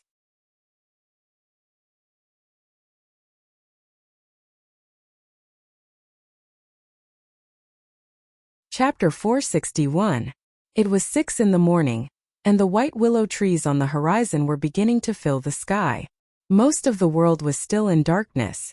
The Federation's lightest feather model warship, which was still incomparably large compared to a human's body, blocked out the daylight and sunk the darkness, reflecting Suli's unconcealed anger on his face. The Bureau of Proclamation had unimaginable high-level authority, even on the battlefield. This mysterious organization had assigned Group 7 a new mission. From a certain perspective, it was a military order. As a soldier, Sulu had no reason to refuse, let alone be angry. However, after a night of high-intensity network installation, the members of Group 7 were already quite tired, and they hadn't made any preparations for the Bureau of Proclamation's sudden mission. In addition, it was already daylight, so the new mission would have to be carried out during the day. The level of danger would increase by a lot, and there might be serious casualties. And from the cold attitude of this curly-haired Bureau of Proclamation official, it was obvious that he didn't care about the lives of his team members, so Suli's anger was undisguised in his eyes. The curly-haired Bureau of Proclamation official ignored the anger on Suli's face. He took out a miniature workbench from his black overalls, opened a top-secret electronic map, and said coldly, "The time of the general attack is set for this evening. The installation of the electronic surveillance network has been basically completed. Your mission is to head to the central junction and carry out the final test of the net-like data connection." Sulu didn't reply.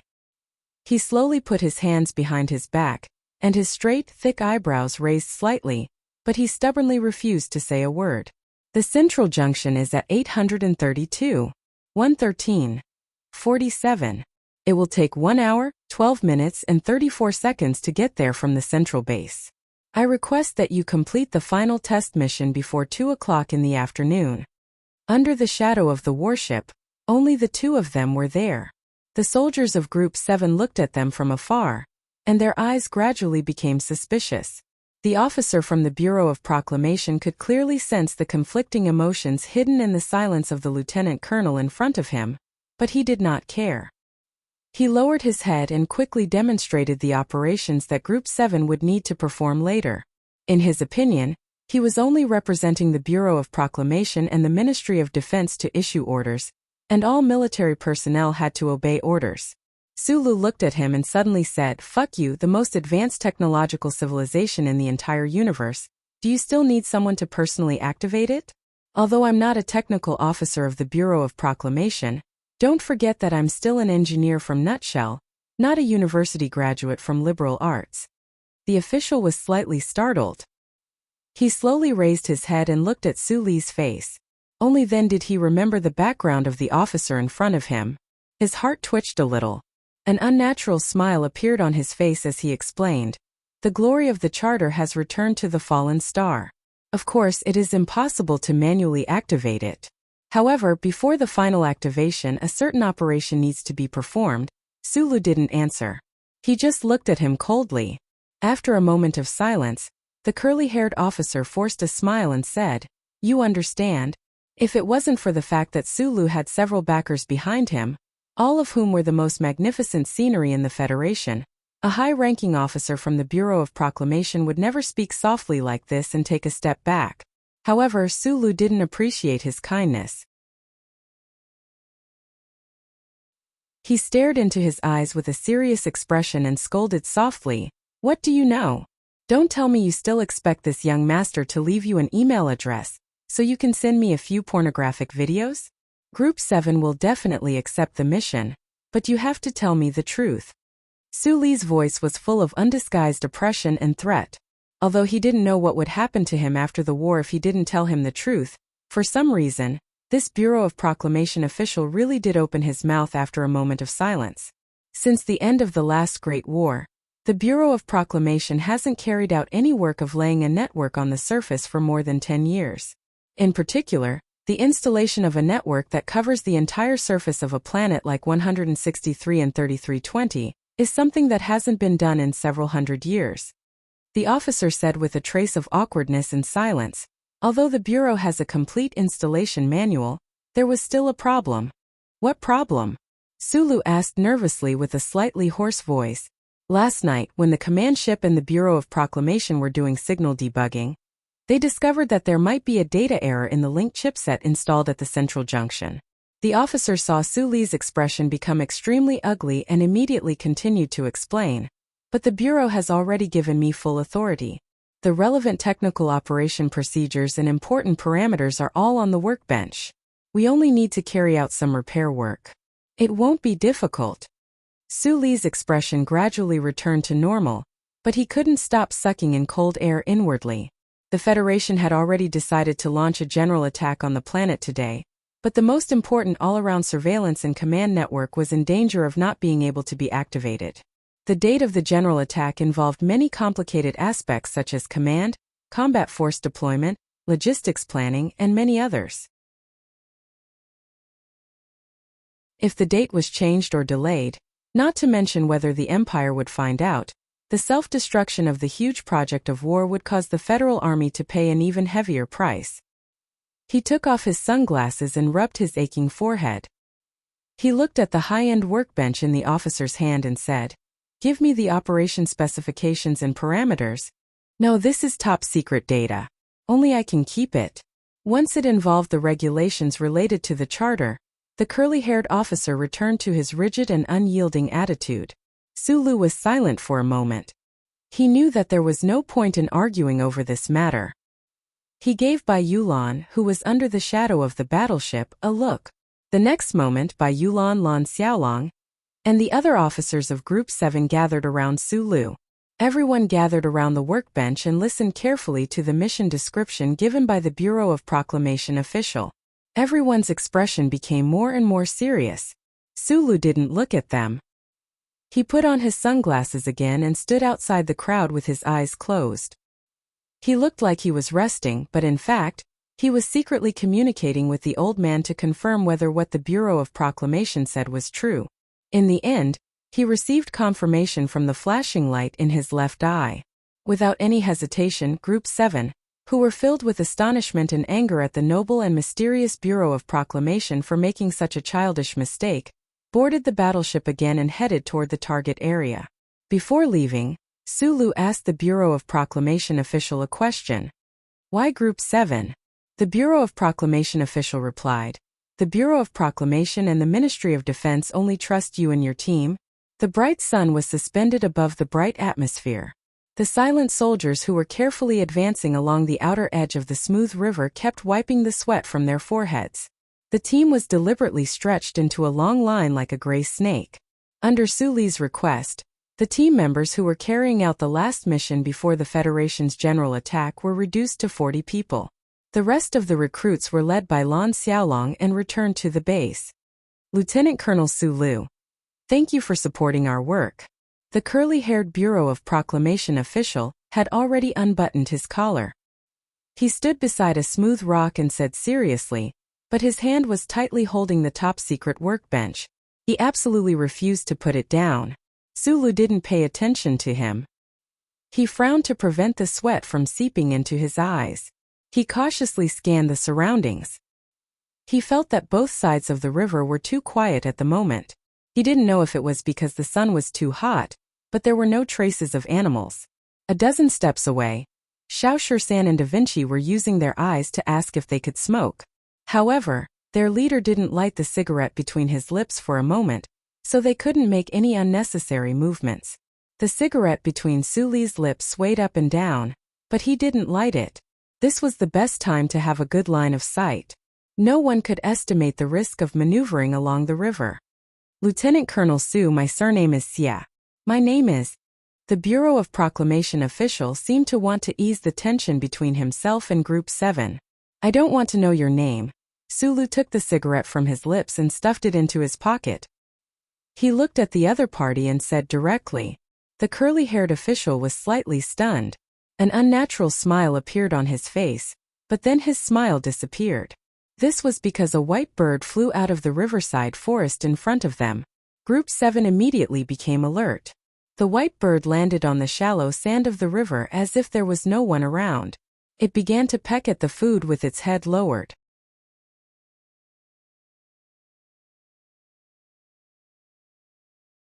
Without making a sound, he grabbed the rocks with both hands and tried to crawl away from the dense firepower of the Empire on the other side of the river. Su Lu hid under a large rock to avoid the rain of bullets above his head. He didn't notice that his left arm had been shot to the left. He only stared at the body of the official not far away.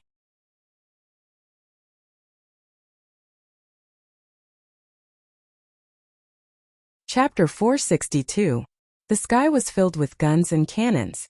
Countless bullets hit the boulder, splashing countless sharp shards that scattered like flowers. Su Lu hugged his gun and leaned against the boulder. His eyes looked at the forest diagonally above him. It seemed like he was ignoring the whistling bullets that were extremely close to him, as if he was on a small boat cruising through the waves. In reality, his body was already tense. Then, he inserted the black wire on his left wrist into the back cover of the Qian light machine. Almost at the same time, his left hand that was holding the gun shook, and the Qian bent down in the middle. After aiming the barrel at the boulder, the scene on the riverbank appeared on the helmet's holographic screen through the optical fiber. Tut tut tut. The Qian next to the boulder spat out flames and shot toward the opposite side of the river. However, a moment later, his right hand shook violently, and the semi-metal gun that he was holding was shattered by the Empire's gunfire. The boulder behind him was also shaking non-stop, and the tremors made his back feel numb. It was not hard to imagine how powerful the Empire's firepower was. Amidst the smoke and the mournful sound of the rain of bullets, he said something loudly into the communication system. From the corner of his eyes, he couldn't help but glance at the mangled body not far from the boulder. The official was already dead. He still didn't know his name. Right now, he could only see the curly hair that was plastered in blood. Su Lu quickly made his own judgment. This couldn't be an ambush set by the Empire because the enemy couldn't have predicted that this was a top-secret mission for the Bureau of Proclamation. However, the enemy's firepower was so strong that they didn't know how many people were on the other side of the river. It could only be said that Team 7's luck was extremely bad. Looking at the tattered miniature workbench next to the Bureau of Proclamation official's body, he made the most important judgment in annoyance.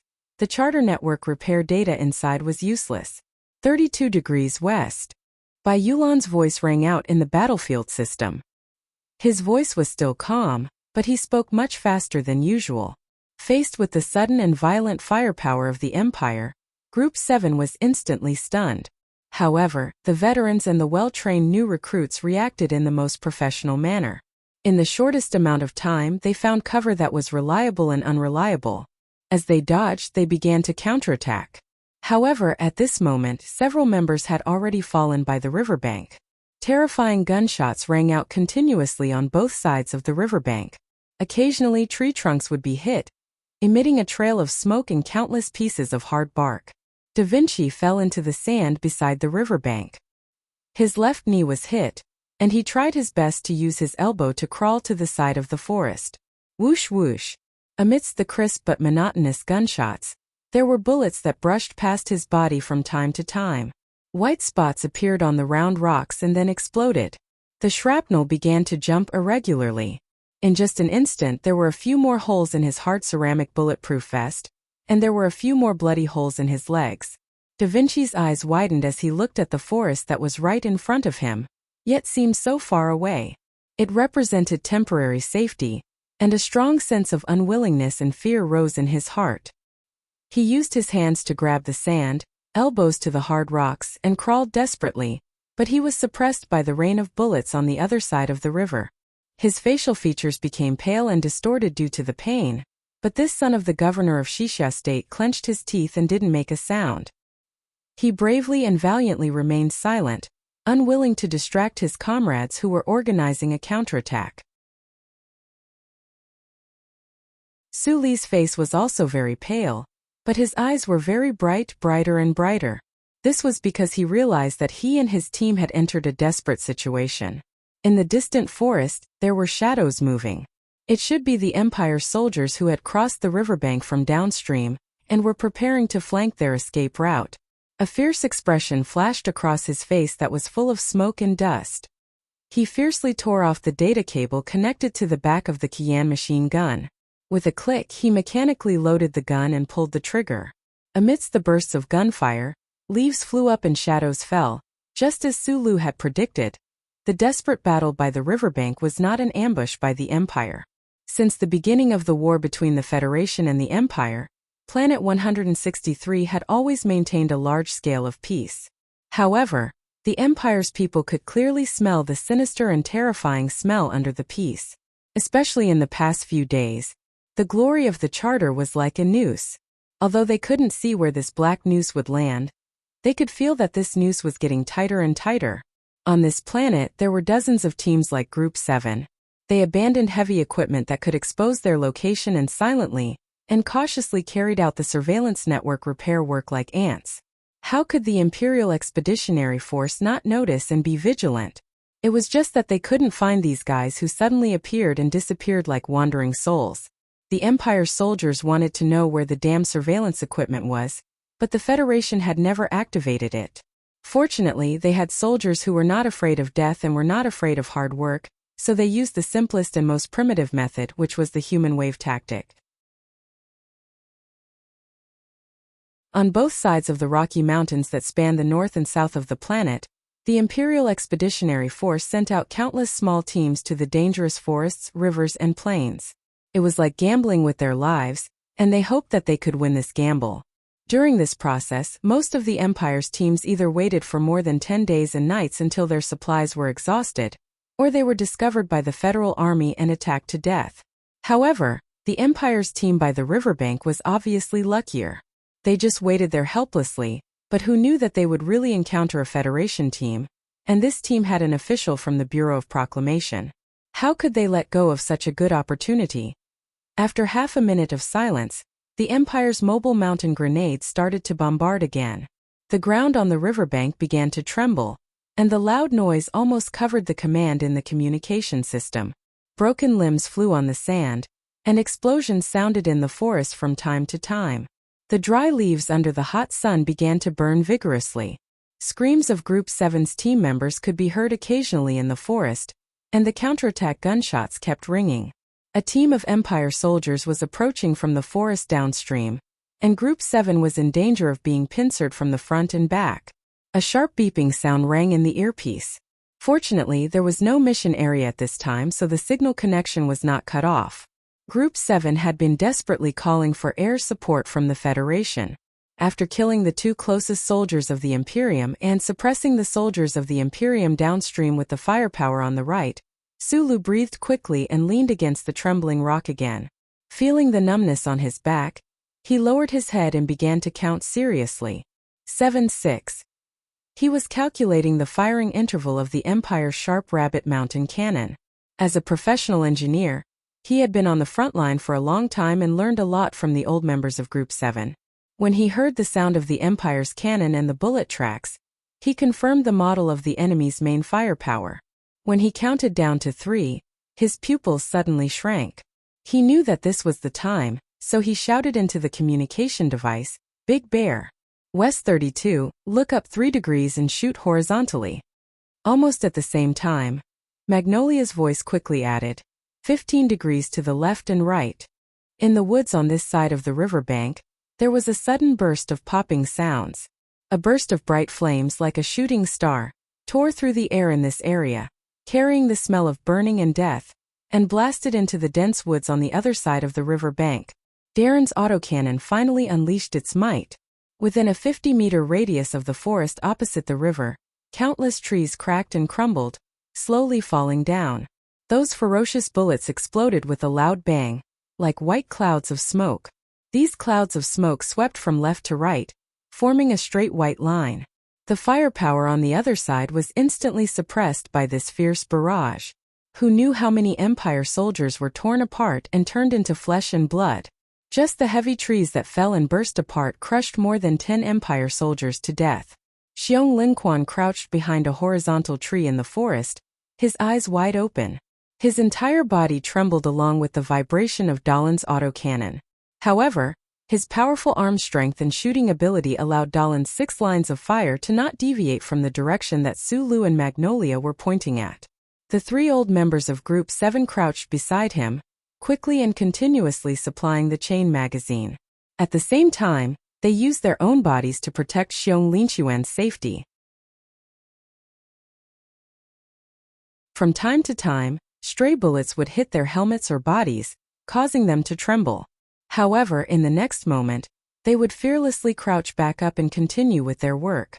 Their faces were cold and incomparably silent. The firepower of the Empire soldiers on the other side was suppressed. Taking advantage of this short period of time, Sulu was like a stone. He suddenly shot up from behind the large rock and rushed into the forest. While escaping into the forest, he stretched out his right hand and tightly grabbed onto a wounded soldier that he had been observing for a long time. He brought that person along and quickly left the exposed river bank. He didn't pay attention to who the wounded soldier was. He only knew that at the beginning, that person had been hit by the Empire's armor-piercing bullets and couldn't move due to his heavy injuries. Using the same simple reason, he escaped the shooting range of the Imperial army like a cheetah and ran into the forest. He didn't notice that his butt had gone numb for a moment. The forest was filled with smoke and gunfire. Sulu stared in the direction of the river bank. He knew that Group 7 had to retreat immediately. However, the problem was that compared to escaping danger, his first priority should be to complete the Bureau of Proclamation's mission. It had nothing to do with repairing or many other things. He was very clear that if Group 7 couldn't complete this mission, then the Federation's reconstruction of the glory of the Charter would have a huge problem.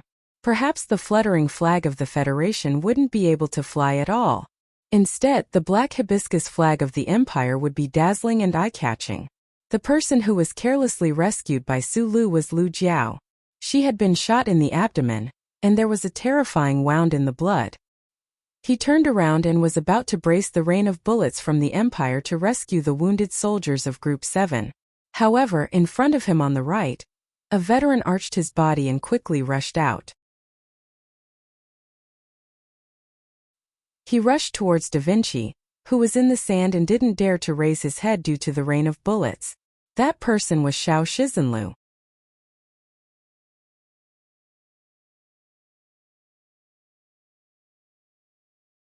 Chapter 463. Seeing Xiao 13th Lu rush out, Sulu immediately stopped and hid behind a large tree. He stretched out his right hand and pressed hard on the bloody wound on Lu Jiao's abdomen. He didn't look at the slightly black blood flowing out from between his fingers. He stared at Lu Jiao's pale face and said loudly, "Hold on." The Imperial troops on the other side of the river were temporarily suppressed by Darren's rotary autocannon, but the Imperial soldiers coming from downstream finally broke through the line of defense of Group 7. Sulu looked back at the vague figures of the Imperial soldiers at the edge of the forest and felt a chill in his heart. He wasn't the best military commander, but he knew that the only thing Group 7 could do now was to retreat. However, the problem was that they had to retreat cleanly. They couldn't let the Imperial soldiers bite their tails, because Group 7 still had to complete the last mission of the Bureau of Proclamation. If they couldn't fix the stupid mistake of the Bureau of Proclamation, the glory of the Charter wouldn't be able to return to Planet 163. The Federation's general attack that was scheduled to be launched in the evening would have a huge problem. The bright Federation flag might be forced to sleep again. Just as he was thinking of a way to retreat, he suddenly heard Magnolia's angry roar from the forest. 13th. His pupils shrank as he turned his head to look. Xiao 13th Lu's thick legs moved quickly. He bravely rushed to the open area of the river and grabbed Da Vinci, who was in a pool of blood. He turned around and rushed into the forest. However, less than 5 meters away from the edge of the forest, the Imperial soldiers launched a barrage of bullets. Bang! Bang! Bang! Bang! His body was knocked off the ground by the powerful bullets. Just as he was about to lose control in midair, he bravely used his waist and abdomen to throw Da Vinci into the forest. Because of this action, his body was dragged by inertia and turned half a circle in the direction of the river. The bullets hit the hard ceramic bulletproof vest, and a few burnt holes appeared on the military uniform. Bang! Bang! Bang! A few more Imperial bullets hit his helmet, and the transparent infantry helmet instantly cracked like a spider web. At this time, Xiao 13th Lu was still alive. The members of Group 7 in the forest could even see a trace of a farmer's unique smile with a hint of fear on his pale face. This was the last time everyone saw the farmer's son smile. In the next moment, the high-speed Empire's sharp rabbit grenade exploded in front of his feet. The air around the riverbank suddenly vibrated and exploded. Xiao 13th Lu's strong body was like a cloth bag filled with red paint. He was blown away by the explosion and landed heavily on a huge rock, making a muffled sound. Blood spurted out from his facial orifices and hit the helmet of the infantryman that was about to shatter, spreading along the spiderweb-like cracks. The hard ceramic bulletproof vest was shattered, and the dark military uniform was blown into pieces. The small Federation flag on his left shoulder was cut by the shrapnel and blown away by the flames and air, dancing lightly in the smoke. Then it landed on his helmet. Inside the blood-soaked helmet, Xiao 13th Lu's face still maintained the weird smile from before. His eyes were still wide open, as if he was not dead yet. He was seriously looking at the burnt fragments of the military flag outside the helmet. Skyscraper! Da Vinci, who had fallen heavily on the gravel in the forest, saw this tragic scene not far away as soon as he woke up. He cried and stood up, dragging his heavily injured left knee. He limped over like a madman. At the same time, he lifted the Qian light machine gun with his right hand and madly opened fire at the opposite side of the riverbank. By Magnolia, who was not far from him, kicked him to the ground without hesitation. She dragged the struggling and crying Da Vinci along the uneven ground and quickly retreated into the forest. The Imperial royal family's black hibiscus flag was already fluttering on the riverbank. The densely packed Imperial soldiers were yelling excitedly as they charged towards Group 7's forest from both the opposite bank and the downstream. Looking at the number of people, it was at least an Empire infantry battalion. Sulu no longer looked at the black hibiscus flag that symbolized death. He also didn't look at the ice-cold bodies of Xiao Shizenlu and the other team members who were submerged in the water. He turned around too quickly and his neck actually hurt a little.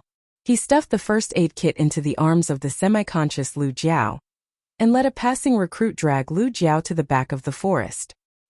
He stood up and shouted at Xipeng, who had been crouching behind a bush, retreat. The gunshots on both sides of the riverbank were too loud. The pale Xipeng looked at Sulu absent-mindedly. He did not hear what Sulu said clearly, but Suli's command made him suddenly wake up. His whole body trembled. He immediately used the secret battlefield command system and quickly shouted to all the team members, 3 seconds of map transmission. Time synchronization. Regroup at the old location. Everyone retreat quickly. Blazing plan. Cover the rear. The wristwatch beeped lightly. The synchronization before the retreat was completed. According to the orders issued by the higher-ups, the members of Team 7, who were scattered in the riverbank forest, quickly took out the high-efficiency explosives from their waists and threw them at the person who was crouching in the forest. Then they used silence to suppress their sadness and anger. They carried or supported their injured comrades and quickly retreated to the depths of the mountain behind the forest. Xipeng did not retreat. As the messenger of Team 7's commander Su Lu, he had gotten used to his role in the past 2 months.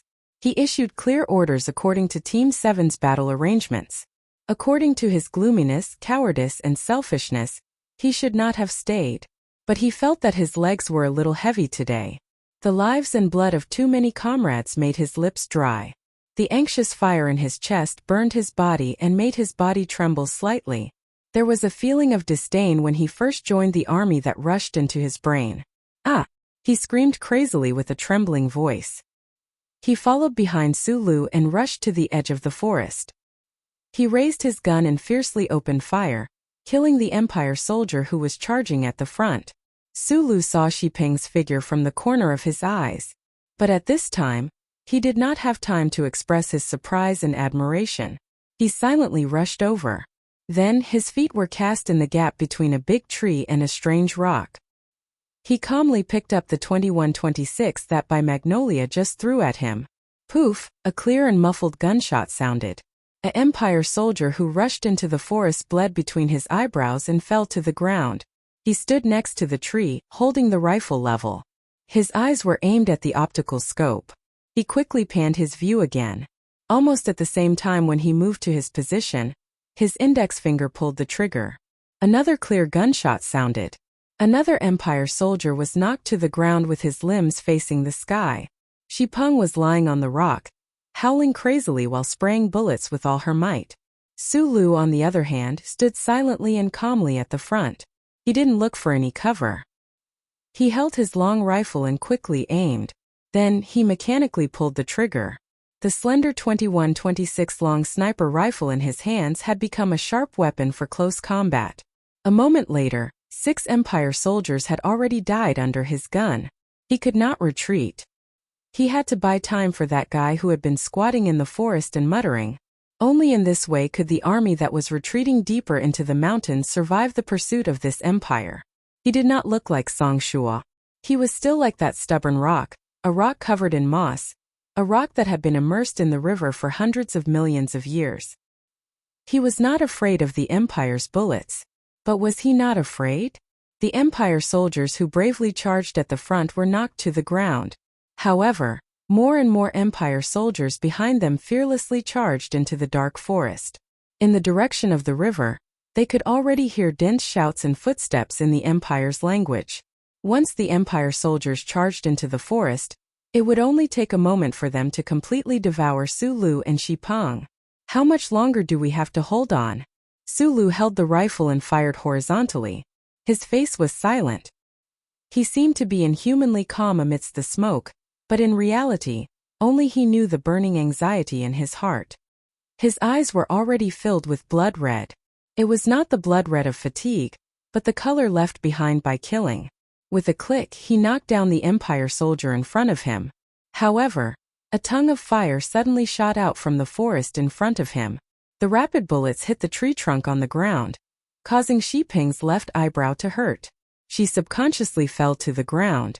The bullets hit the upper half of Su Li's body. It was as if his entire body was forcefully pulled by someone from behind. He slammed violently into a tree 3 meters away. A few more small holes appeared on the hard ceramic bulletproof vest, and a 2-centimeter long wound appeared on the transparent helmet. With a crash, the leaves on the tree were shaken to the ground. Just as the leaves danced in the air, he who had his back miserably hit the tree, bounced up with an unimaginable reaction and speed. Using the momentum, he returned like a wisp of smoke. His trembling legs left behind a faint trail on the ground, and with a boom, he entered the shrubbery. There was an Empire soldier behind the bush. This Empire soldier with a full beard stared in horror. He could not believe what he had just seen. He clearly had his index finger on the trigger, but he did not have time to pull it down with a crack. Su Li's palm chopped down like lightning. He avoided the defensive measures and ruthlessly chopped off the soldier's throat. Blood mixed with bone fragments splattered everywhere. The one who had been squatting in the forest the entire time was Gu Shifeng. He was the most outstanding electrical control expert in Group 7, as well as the most ferocious explosives expert and environmental expert. He was squatting on the ground.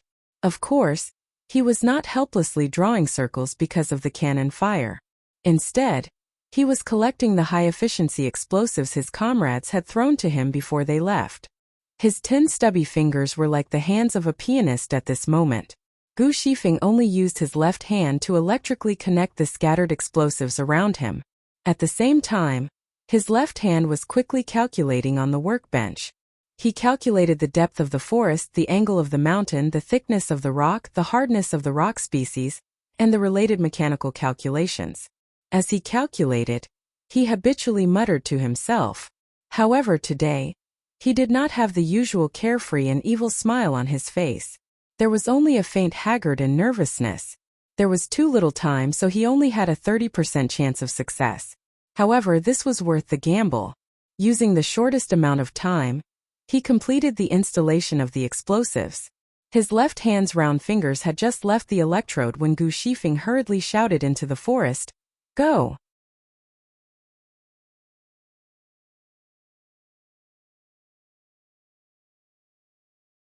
Chapter 464. When he heard Gu Shifeng's roar, Su Li's pale face moved slightly. A burst of bullets swept over. In front of the beautiful gunfire, the leaves in front of him were cut into pieces and shrapnel flew everywhere. The Imperial soldiers who had just charged into the forest were all forced to the ground. He released a muffled groan. His military boots dug deep into the earth. The countless pairs of muscle fibers on his legs suddenly collapsed and loosened, erupting with powerful strength. He turned into a gray shadow as he retreated backwards. While he was retreating, his right hand shot out like lightning, grabbing Shifeng's neck. Like a hunter carrying a rabbit, he charged into the gloomy forest. With just a few leaps, his figure already rushed out of the dense forest by the river. Carrying a few slightly curled leaves, he charged like a storm into the rugged mountain rocks, immediately catching up to Gu Shifeng. Fuck! Gu Shifeng, who had already thrown away all of her equipment and even her heavy helmet, looked at the gust of wind that rose around her. She looked at her boss who had passed her. She gasped for breath and cursed. Her fingers spun the wristwatch in a complete circle, and then she suddenly threw herself into a crack on the side of the mountain road. Pooh! An extremely weak explosion sounded from the forest not far below. Immediately after, a second explosion that was slightly louder, a third. In a short second, the 11 bullet burying points between the forest and rock quickly exploded one after another. Like firecrackers, not a single gap was left. In the end, that string of explosions condensed into a fierce and deafening noise. The entire riverbank was shaken up. It was as if a powerful gust of wind had swept up from this place. The dense forest by the riverbank suddenly collapsed, collectively bending over. Some of the thinner tree trunks were even directly blown apart, revealing the fresh but ugly tips of the tree hearts. The crushed rocks that were blown up were like bullets, not distinguishing friend from foe, not distinguishing between friend and foe, shooting in all directions. It was like a torrential rain hitting a wide leaf, making papa sounds. It was unknown how many layers of smoke were scattered, how many layers of bloody earth were penetrated. After an unknown amount of time, the aftershock of the explosion gradually subsided. The cries of countless Imperial soldiers in pain echoed in the woods. 2 burning bodies fell to the ground, twitched a few times and then stopped moving. Gu Shifeng removed her hands from the back of her head and wiped away the dust on her face. She widened her eyes and quickly swept her gaze down the mountain. After confirming the aftermath of the explosion, a trace of joy and fear appeared in her eyes. She did not notice that the back of her hand was already drenched in blood. It was a hasty explosion, but the explosion produced a perfect result. This kind of luck that he didn't dare to believe before made him sigh with emotion. Were the souls of his companions who had died by the river blessing him? The forest between the rocks in front of them became much sparser, and a sharp whistle faintly sounded. Gu Shifeng lowered her head and used the remaining smoke to quickly climb up. Dozens of meters behind her, the rugged mountain path that was difficult to traverse had already been completely covered by the collapsed rocks. The bullets fired by the Imperial soldiers whistled past the shattered rocks, but they were no longer a threat to the retreating Group 7. The mountain collapsed, fiercely blocking the path of the Imperial soldiers pursuing them. This explosion cut off Group 7's path of retreat, and also left behind the corpses of their comrades by the river. In the battle command room of the Federation battleship in outer space of Planet 163, the situation on the surface of the planet was constantly changing on the huge holographic screen. The senior officers of the Federation were in a hurry, and their expressions were solemn. A sense of urgency like an arrow on a bowstring silently filled the huge space. On the screen, the outer armor bunker of the missile base had already been moved away, and the sharp missile body pointed straight at the sky. The fighter jets on the simple military airport had already slowly taxied out of the hangar, and were preparing to enter the runway, ready to take off at any time. Countless heavy armors were silently parked in the valley, waiting for the last shadow of the setting sun to cover their bodies. 350 heavy M52 mechas coldly walked through the forest, startling the birds. There were also dozens of the latest Black MX models silently traversing through all kinds of complicated terrain, taking the lead step by step to approach the defense line of the Empire. The Federation's general attack on Planet 163 would begin in full force in the evening. A total of 14 armored divisions would launch a fierce attack from 4 directions. However, at this time the atmosphere in the command room of the battleship was a bit strange. The generals with golden stars on their shoulders and the young staff officers didn't have much of the excitement before the big battle. They only silently stared at the screen in the middle of the light screen. The surveillance satellite had just transmitted a battle that happened on the two sides of an unknown river. The Federation and Empire didn't have many soldiers involved in the battle, and the battle wasn't very intense, but everyone in the hall knew what this battle meant. The deputy commander of the Federation's first military region, Yi Changtian, was specially sent from the capital ring to the Westwoods to be in charge of the general attack plan on Planet 163 because of the Victory military operation. This highly respected general silently stared at the light screen. His hand didn't habitually stroke his white hair, and his calm facial features didn't reveal any of his true emotions. Even though he had already cursed all the officials of the Bureau of Proclamation and their ancestors in his heart, after closing his eyes and thinking for a moment, he walked into a secret meeting room next to the command room. Looking at the 9 Bureau of Proclamation officials wearing black uniforms, he said in a deep voice, "The team that the Ministry of Defense and you jointly recommended was attacked on the riverbank earlier. We haven't been able to contact them for the time being. According to the analysis of the satellite images, the data has been destroyed." The walls of the battleship room made of high-energy plastic mixed with alloy gave off a trace of a cold feeling. The 9 Bureau of Proclamation officials in the room were male and female, but they were all relatively young. When they heard this, they all stood up in shock. Looking at the expressions of these Bureau of Proclamation officials, Deputy Commander Yi's eyes narrowed slightly. He sighed in his heart. Who would have thought that when the Federation's general attack was imminent, the Empire would suddenly go crazy? They didn't care about the loss of lives at all, and sent countless guerrilla battalions into the Rocky Mountain region. In the end, it was that team that had extremely bad luck. General, you also know that the Federation hasn't entered a large-scale network like this for many years. I'm not defending the Bureau of Proclamation's mistake, but since a problem has appeared, we must immediately solve this problem. A female Bureau of Proclamation official said coldly. She had a face that could be considered pretty, but because the outline of her face was too obvious, she appeared a little stiff. Even with a pair of round glasses, there was no way to improve her appearance. This wasn't a defense, but this cold and matter-of-fact tone showed the Bureau of Proclamation's extraordinary position in the Federation structure. Facing an important general of the military, the Bureau of Proclamation official was still so unyielding. Right now, the network is already 86% complete. Once it is activated, this general attack will definitely be victorious. This female official frowned and said, "We need to fix that small problem. The problem right now is that the only team that can make it to that area is that team." She stared into Deputy Commander Yi's eyes and said seriously, "The data is destroyed. We can apply for permission to transmit it again, but that team must continue to move forward and complete the mission." Deputy Commander Yi was silent for a few seconds. He reached out and pulled up the holographic screen on the table. Looking at the video of the previous battle on the screen, he said, "This team has already suffered heavy losses." The 9 Bureau of Proclamation officials in the room didn't say anything. They just looked at him quietly, using this silence to express some kind of firm attitude. A bitter smile appeared on Deputy Commander Yi's lips.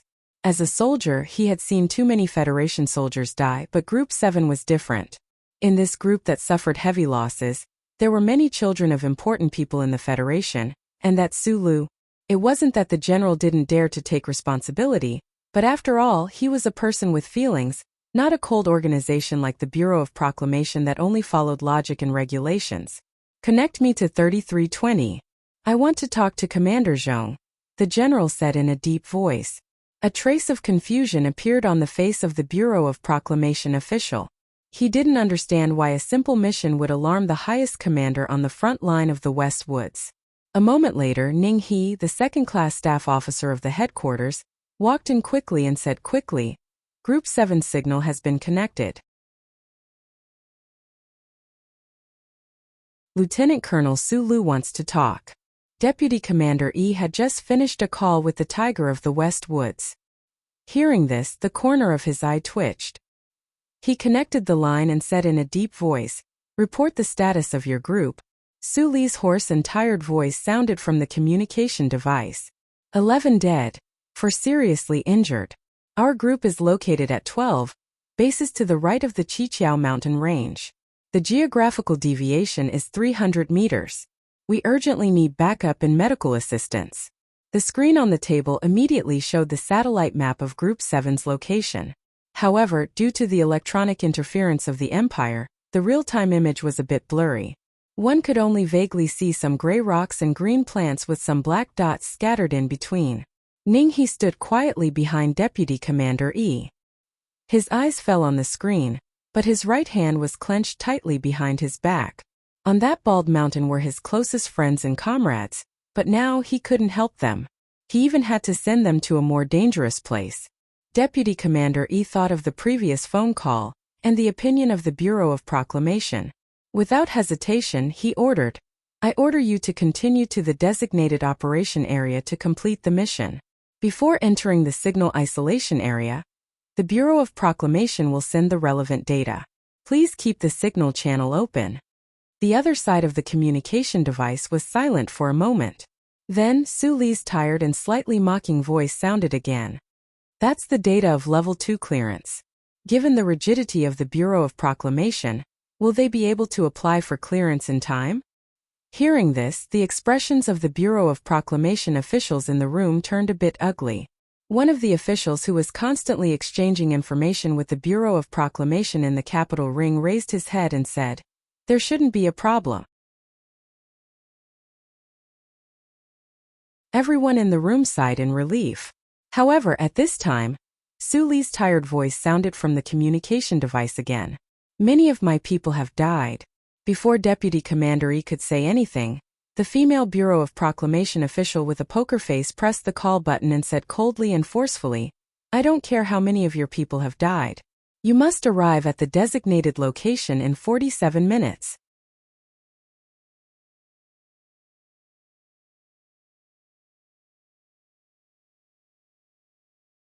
Chapter 465.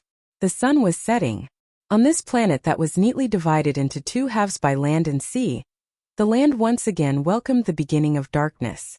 The low-lying plains were already extremely dark, and only the higher rocky mountain range was still bathed in the redder and redder light of dusk. Probably because of the unique geographical structure of this planet, most of the base points of the charter network that the Federation reconstructed were also set up in the mountains. Between the mountains and giant rocks that were gently brushed by the magnificent dusk, the members of Group 7, who had just escaped death, silently relaxed their tired limbs, enjoying the air without the smell of gunpowder and the environment without flying bullets. However, even though they were resting after being tired and nervous, they still did not let down their guard. They stretched their bodies facing the sky, but they used the rocks next to them to block the detection of the people of the Empire who might be on the other side of the mountain. Almost every member of Group 7 had injuries of varying severity, especially Lu Jiao and a few others who had basically lost the ability to move. If it weren't for the strength of the members of Group 7, it was hard to imagine that they could carry their heavily injured comrades to the top of the mountain. Medical Officer Ho Xiandong had been busy until now. He finally had the time to lower his head and take a sip of water from the water bag on his left elbow. Hearing the sound coming from not far away, he could not help but look up. A trace of confusion and anger flashed in his eyes. The confusion and anger were not directed at Sulu, but at the officers in the Bureau of Proclamation who were remotely controlling the battlefield from the Bureau of Proclamation. If it weren't for the stupid mistake that the Bureau of Proclamation made, how could Group 7, who had already worked for a whole night, continue to take the risk? Sulu sat next to a hard gray rock and stared at the satellite phone in his hand. He then glanced at the data cable connecting his watch and the phone to make sure that there was no problem. I don't care how many of you died. You have to get to the designated location in 47 minutes. A woman's voice came from the satellite phone. She said a very bastard sentence. This sentence made Suli's straight and thick eyebrows frown. Then he stretched them out in a very indifferent manner. He asked in a low and hoarse voice, "Who are you?" "I'm Deputy Director Bai of the 3rd Department of the Bureau of Proclamation." On the other end of the phone, the female official from the Bureau of Proclamation said in a cold and forceful voice, "Time is tight. You must depart immediately." Sulu took a deep breath. A trace of suppressed anger could be seen on his cheeks that were covered by black ash. In the twilight, his bright eyes were like a fire burning in the wilderness. As a soldier, a nutshell engineer, and a human being who was closest to the Federal Central Computer, he knew better than anyone how important it was for the Federation to restart the charter network on this fallen planet. In fact, he had accepted the order from the curly-haired official of the Bureau of Proclamation without hesitation in the wee hours of the morning because of this understanding. Sulu wanted very much to complete this important mission of the Federation, but the losses of Group 7 today were too heavy. The bodies of 13th Floor Zhao's comrades were still soaked in the river, and a few more members had stopped breathing on the mountain road while they were escaping. He was only 22 years old this year. He used to be a young man with integrity, ability, and responsibility. Later, he was molded by the cruel reality of the Federation into a slightly silent, cheerful, and ruthless guy who could no longer trust the law wholeheartedly. He believed in his own judgment more than the law. He was not afraid of killing or being killed, but he was not a qualified commander after all. He could not learn 1/10,000th of the true coldness of people like Du Shaoqing even if he wore sunglasses. He could not treat the loss of every life on the battlefield as a chess piece on the chessboard and temporarily leave. Looking at the tired members lying between the rocks, looking at the wounded soldiers who were bandaged and full of the smell of medical glue, looking at the silent and uneasy expressions on their faces, Sulu could not bear to part with them, so he remained silent. The silence between the limestone peaks made the officials waiting anxiously in the battleship feel a trace of uneasiness and anger. The female official's sharp questioning and urging voice rang out from the satellite phone again. Suli's fingers gripped the high-strength plastic case of the phone tightly. He did not frown again, but the emotions in his eyes became somewhat indifferent. As the highest commander of Group 7, he had not made an accurate judgment about the current situation, but the rude questioning and urging from space made it difficult for him to calm down. At this critical moment, the encrypted communication between space and the ground was directly covered by a contact request from further away with a higher authority. A deep, calm and dignified voice came from the other end of the phone. "Lieutenant Colonel Sulu, I am the highest commander of the Westwoods Theater of Federation. According to the federal military's plan, tonight's general attack would be launched in the evening." The evening referred to here was the time zone where the diamond-shaped base group on the ground was located. At this time, Group 7 was alone on the rocky peak, enjoying the sunset. In reality, there was still some time before the Federal Army's general attack. At this time, Sulu spoke to the famous Westwoods tiger for the first time. Since the autumn of the 65th year of the constitutional calendar, when the ancient bell from the Westwoods bombarded Green Hill on the outskirts of Hushi State with its cannons, the black M52 and the uncle in the Mecca turned into dust. Then, when he met the cute little girl on the spaceship escaping from Donglin, there were many more hidden connections between him and Commander Zhong of the 4th Military Region of the Federation. It was just that he had never met this powerful overlord, not even through the phone. The members of Group 7 looked tiredly at Sulu not far away. Looking at him silently talking on the phone, they did not know what their team, which had already suffered heavy casualties, would face next. Understood. Understood. Sulu held the satellite phone and answered mechanically. At this time, the wound on his left arm was still bleeding, because he was worried that the medical glue would affect the battle later. He refused Ho Xiandong's intensive treatment. He only used a white cloth to bandage the wound. The night in the mountains further away was almost full, and the flames in his eyes were extinguished. He said to the big shot on the other end of the satellite phone, "If you believe me, I can try it myself, but my people are still trapped in the mountains. The Empire has sent too many scattered soldiers in the mountains. You must immediately send a helicopter to pick up my people and leave." The person on the other end of the phone was the Supreme Commander of the Federation's Victory military operation.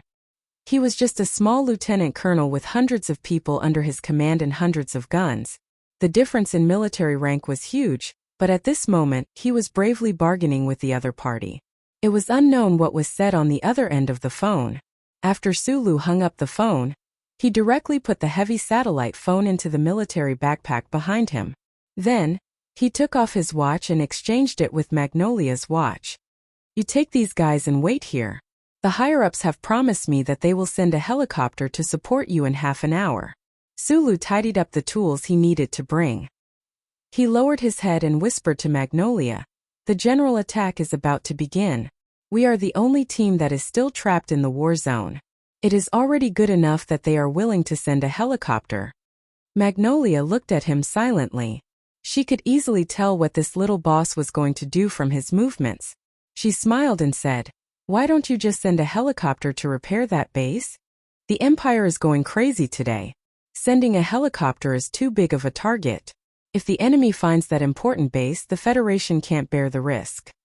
Sulu used his fingers to quickly calculate the number of tools he had and casually explained.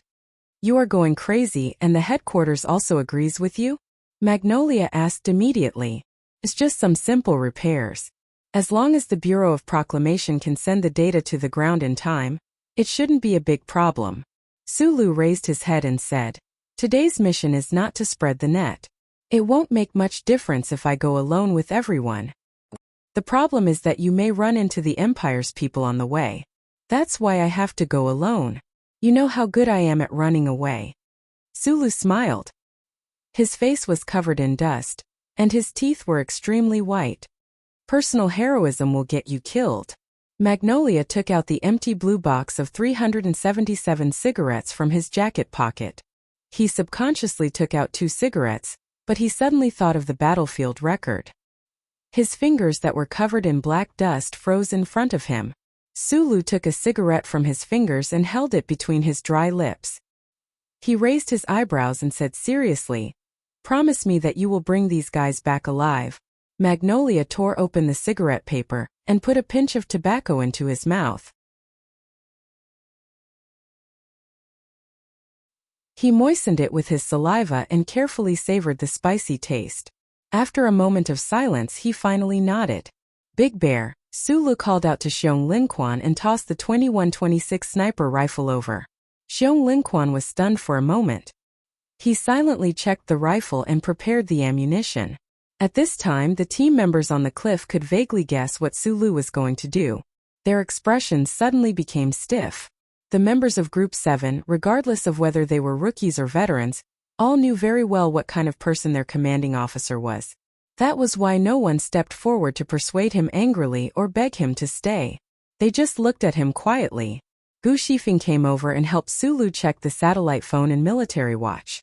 After confirming that there shouldn't be any problems with the data transmission later, He softly said, "If you want to fix these things, you should at least bring me along, right?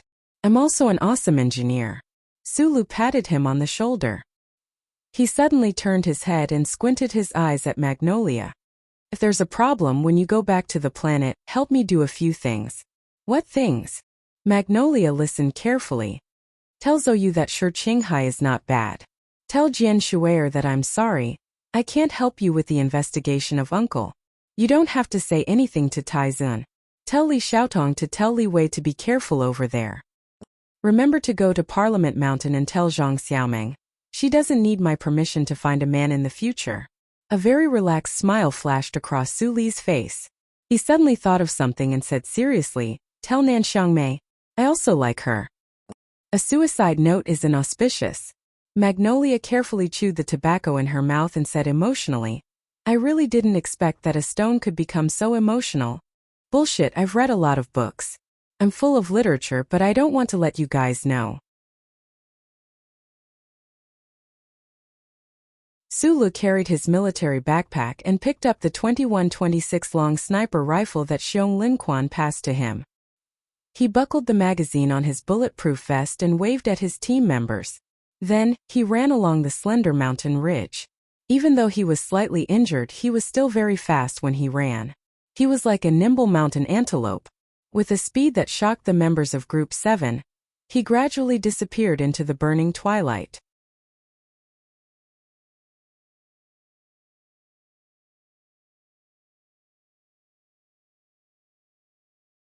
Chapter 466.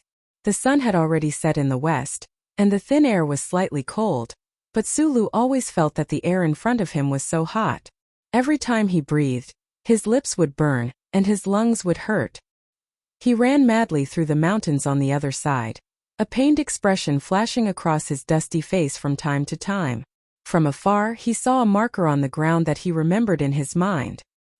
He saw a few solitary conifers standing there and quickly ran over. Under the pine trees was a pile of fallen leaves, rotten fruit, and rotten matter that had accumulated for countless years. It was very soft. He sat down and slowly calmed his breathing with difficulty. He let the maddening soreness in his body gradually dissipate. At the same time, he confirmed that this was the place he had been searching for through the GPS system on his wristwatch. The valley was dark, and only the branches and leaves at the top of the trees could occasionally reflect a few rays of golden light in the distance. He did not rest at all. He pulled out the military knife from his waist and narrowed his eyes to stare at the weak electronic signal on his wristwatch. He wiped the sweat on his face with his sleeve. His dark face showed the pale color of exhaustion. He still had the dry and ugly cigarette between his lips. His dry lips had already cracked, and the blood oozing out mixed with dust was smeared on the filter. He looked very pathetic. He had never run so recklessly before. This race against time in the Rocky Mountains had drained all of his spirit and strength. What was even more frightening was that the Imperial Expeditionary Force that was originally suppressed by the Federation to the east suddenly mobilized countless troops and searched everywhere in the mountains like crazy. They knew that the Federation was preparing for a big move, but they could not find a clue. They knew that the noose that was the charter network was slowly falling, but they did not know the location of the gallows. The commander and soldiers of the Imperial invaders had already gone crazy. They were like poor women who could not find the ghost in the house and could only hear the ghost howling. They nervously held the scissors and waved wildly in the air, but they could only hit the air. The Imperium had sent out the few remaining reconnaissance aircraft, and the last of the electronic surveillance troops were scattered in the mountain range that pierced through the planet. The final struggle of a dying man was incomparably ferocious. It was this kind of all-out search that made it impossible for the Federation to send out troops to repair the base point again. Sulu, who was like a silent beast walking in the mountains, was a much smaller target, but he still encountered 4 waves of Imperial troops in a row. The Bureau of Proclamation's stupid mistake needed the frontline soldiers to make up for it. If it failed, the Federation's countless days of preparation would be forced to postpone the general attack. Who could bear this responsibility? The problem was that the mission to make up for this mistake was really a damn mission. Sulu should have died today. If it wasn't for the strange and powerful power in his body, He definitely wouldn't have been able to make it to these pine trees alive. In fact, the fact that he was able to make it here alive was mostly due to his luck. The bulletproof vest that was already riddled with holes, and the infantry helmet that was directly thrown into the valley after being shot into pieces, proved this point. In the darkness, Sulu squinted his eyes, which were unusually bright. He didn't have the time to feel the danger and fear of the previous journey. He quickly used his military knife to push away the decaying leaves and entered the control code on the high-strength alloy panel. The physical cover of this base should be the work of another team. Although they were very experienced, they couldn't hide it from his eyes. He even found the target one step earlier than the wristwatch.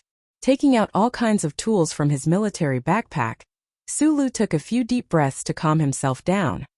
He began to operate the complex components that he had never seen before. The satellite phone's light screen flipped through pages of top-secret blueprints at a constant speed. Sulu quietly and quickly followed the blueprints.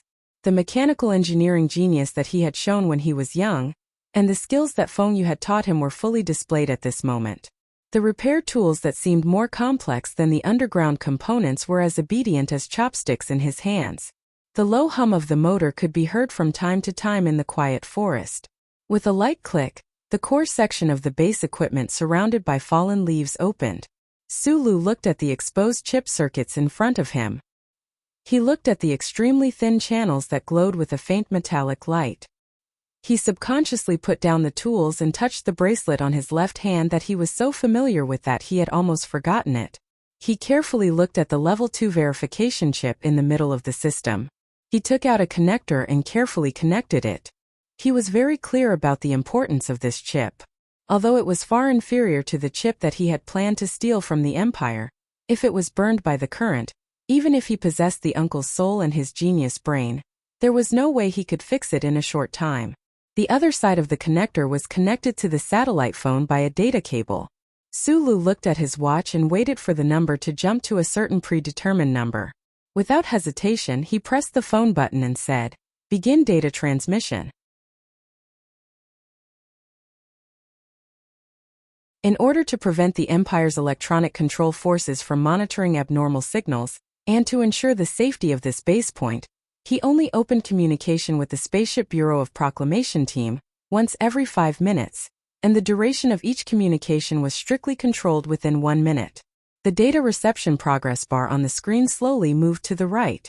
It did not take long for it to reach 1/3. Sulu closed his eyes and felt a trace of fatigue and relaxation.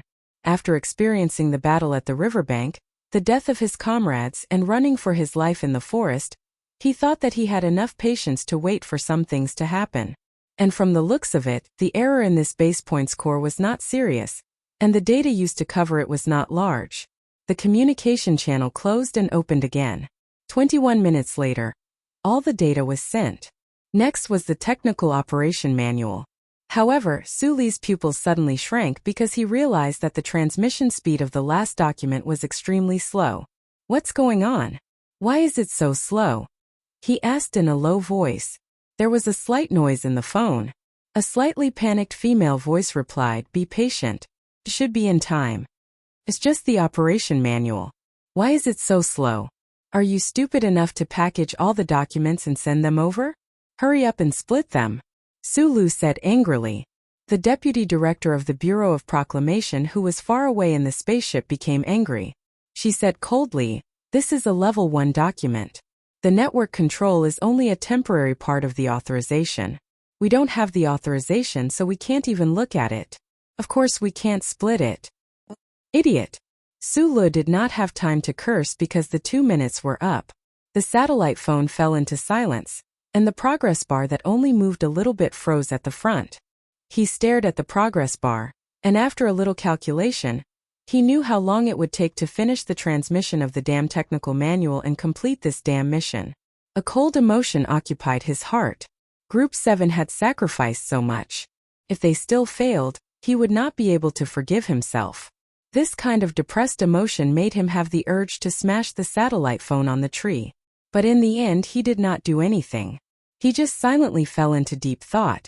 At this time an ominous sound faintly came from the forest in the distance. He suddenly got up, put on the night vision goggles and looked into the distance.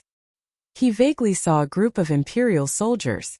At the same time, he heard a series of chattering sounds. This group of Imperial soldiers did not seem to be afraid of exposing their tracks. They were very arrogant, but in fact it was a kind of last madness before despair. He did not understand the Imperial language, but he knew that the countless ant troops that the Imperial people desperately scattered in the mountains were really effective. What was even more troublesome was that the time of the Federation's attack was approaching step by step. If only the old thing was here. Sulu once again lay back on the ground. Like a biologist observing the daily life of a cave animal, he stared at the motionless progress bar and thought in his heart. It was a pity that the charter network on this fallen star had not been activated yet. Even the lowest level of the monitoring network did not exist. At this time, even if there was an electronic wall that surrounded the bison in the East Forest region, Sulu believed that he could still contact the omnipotent central computer. Thinking of this, a trace of ruthlessness flashed across his tired face. With a whoosh, he took out the spare Serene Farmer energy bar from his backpack and connected it to the satellite phone. It took more than 10 seconds to open the back of the phone. With a few simple wires, Sulu forcibly increased the power of the satellite phone. The message segment forcibly passed through the thick atmosphere and came to the space battleship in space. It opened the channel in reverse and began to contact. At this time, there were still more than 3 minutes before the agreed 5-minute signal annihilation period. On the other side of the phone came the screams of the people on the battleship, and the annoying female official nervously and angrily rebuked. "You will expose your position. I order you to close the channel immediately." Even if Sulu actively closed the channel, the command ship in space could forcibly close the channel. He stared at the phone and said in a calm voice that made people's hearts palpitate, "Keep the channel open. If you close it, I will give up this mission." The other side of the phone fell into silence. The progress bar on the satellite phone slowly increased, but Sulu did not care about this at all. He stared at the phone and silently shouted in his heart, "Old thing, find me." After about a moment, like a star blinking, a white light dot appeared in the vision of his left eye. Here. It seemed that in the military satellite phone, there was indeed a verification chip that could monitor the chip of a human. Sulu knew that he had won half the bet. He forcibly suppressed the excitement in his heart and quickly said in his mind, "The problem with the network base points, you check it yourself and then give me the technical manual. Use the fastest way." The Federal Central Computer quickly showed a line of words in his left eye. "This is a top-secret document with level 1 clearance. I am just a poor computer. Without the authorization of a human, I can't take the initiative to do anything. You said that I have level 1 clearance. I will authorize you. This seems to work, but the problem is that we haven't seen each other for a long time. Don't you want to talk first? Get lost." Sulu gave a concise and powerful reply with a hint of Zhou Yu's unique charm. In the time it took for a simple conversation, the central computer had completed the work that countless humans could not complete after years of work. It found the reason, intercepted the most concise and correct relevant technical specifications, and transmitted them to the planet's surface through the battleship. The drawing paper and the operation flow were quickly transmitted to the chip behind Sulu's neck through the verification chip in the satellite computer, and then into his brain.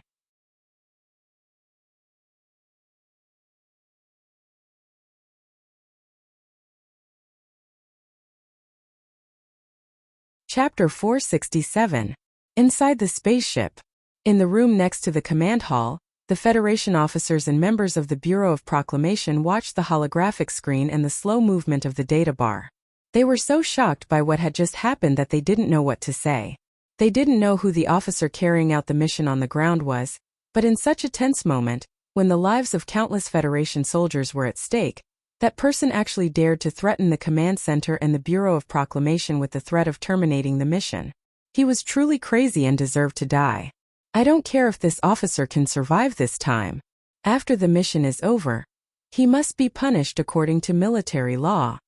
Deputy Director Bai of the Bureau of Proclamation's poker face was flushed with anger as he slammed the table in anger. Su Li's actions had seriously violated military discipline and even the first charter of the Federation, but right now the big shots on the spaceship had no choice but to accept his threat. They didn't know why Su Lu wanted to keep the channel open, but according to the current data transmission speed, such a long transmission time would definitely expose the location of the Bureau of Proclamation's base. The people in the room were silent, nervous, and angry as they guessed what would happen next. They were extremely worried that the network that the Federation spent countless manpower, resources, and time to reconstruct would collapse because of this officer's crazy actions. But right at this moment, another accident happened. With 2 soft beeps, the blue light of the data transmission device on the table disappeared. The data channel was suddenly cut off by the ground. A cold light flashed through Deputy Director Bai's glasses. He couldn't suppress his anger and said loudly, "What is he trying to do? The progress is only at 13 points." Deputy Commander E put his palms on the table and stared at the holographic screen in silence. As an important military officer, he didn't show the anger and helplessness of the Bureau of Proclamation officials, but his mood was just as heavy. Whether or not the Federation's general attack could be launched on time depended on Lieutenant Colonel Su Lu on the ground. But right now, this young man that the Federation military had placed high hopes on, unexpectedly cut off the data transmission again. Right at this moment, a burst of enthusiastic cheers suddenly sounded from the command hall outside the door. The cheers were so loud that even the sealed door of the spaceship couldn't block them out. Deputy Commander E suddenly straightened his body and looked into the hall through the one-way glass wall. At first glance, his slightly tired eyes suddenly shrank, revealing a trace of unbelievable ecstasy. The Bureau of Proclamation did not know what had happened. They stood up in confusion and walked out of the hall. On the wide holographic screen in the command hall was a precise electronic map of Planet 163. Amidst the ecstatic cheers of the staff officers, a faint white dot of light gradually rose in the eastern 9th district of the Rocky Mountain Range. Then around this white dot of light, more dots of light lit up. White spots of light appeared in the mountains, plateaus, primeval forests, coastlines, and knee-high grasslands. They gradually spread out and occupied every corner of the map. In the end, they formed an extremely complex ring network that was completely incomprehensible to the human eye. This was a very beautiful process. It was as if a great creator had suddenly created a star, then 2 stars until the sky was filled with stars. Their radiance extended far and wide, enveloping all directions. Deputy Commander E calmly looked at the map on the holographic screen and the beautiful network of light dots. His slightly twitching lips revealed his true excitement at this moment.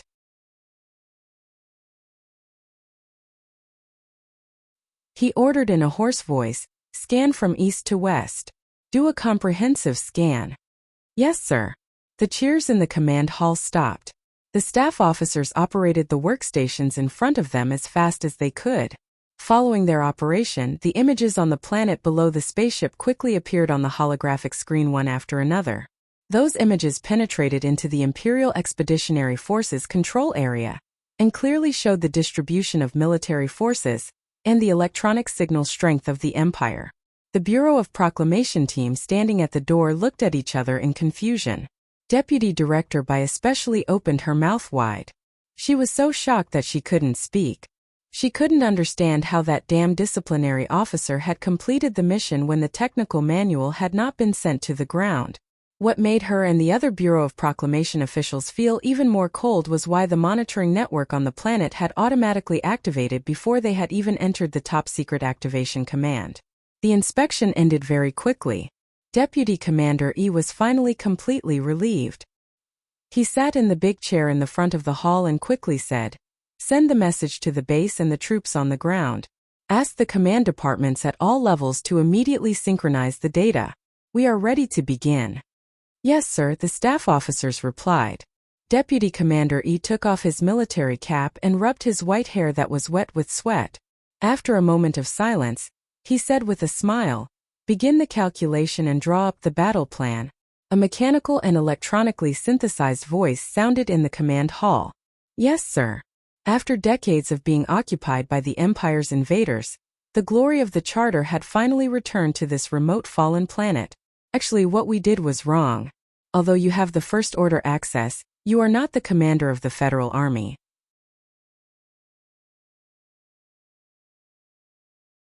I always felt that we should wait for the order from the spaceship before activating the monitoring network on the surface. When the Federal Central Computer communicated with Sulu, it was obviously much more talkative than when it was on the spaceship. Sulu had no time to pay attention to the long speech that flashed in his left pupil.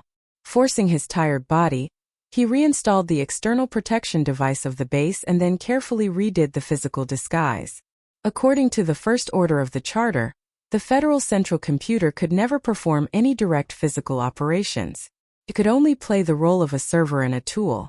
But Sulu didn't care about this. He stared at the appointed time on his wristwatch and used his authority to directly order the central computer to activate the monitoring network on the planet.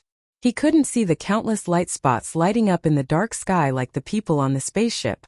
He couldn't see the silent information fragments in fierce data streams, but vaguely, he always felt that the air around him had a lot more existence that made him feel warm. After finishing the disguise work under the pine, Sulu gently fanned his cheeks to wake himself up a little. From last night to tonight, the continuous fighting and running, coupled with the wounds on his body, made his body on the verge of exhaustion. The sound of the Woodland Empire soldiers in the distance became clearer and clearer, and the distance was getting closer and closer. He took a deep breath, picked up the backpack and long sniper beside him, and moved a dozen meters away with difficulty and slowly. It was only a very short crawl forward, but it made his breathing rapid again. The reason he could hold on until now was all because of the magical power in his body. However, at this time the power was already exhausted. All the injuries and exhaustion seemed to erupt at the same time, making it difficult for him to even move a finger. The final battle? Leaning against the slightly wet bark, he casually grabbed a handful of wet rotten leaves and wiped his face carelessly.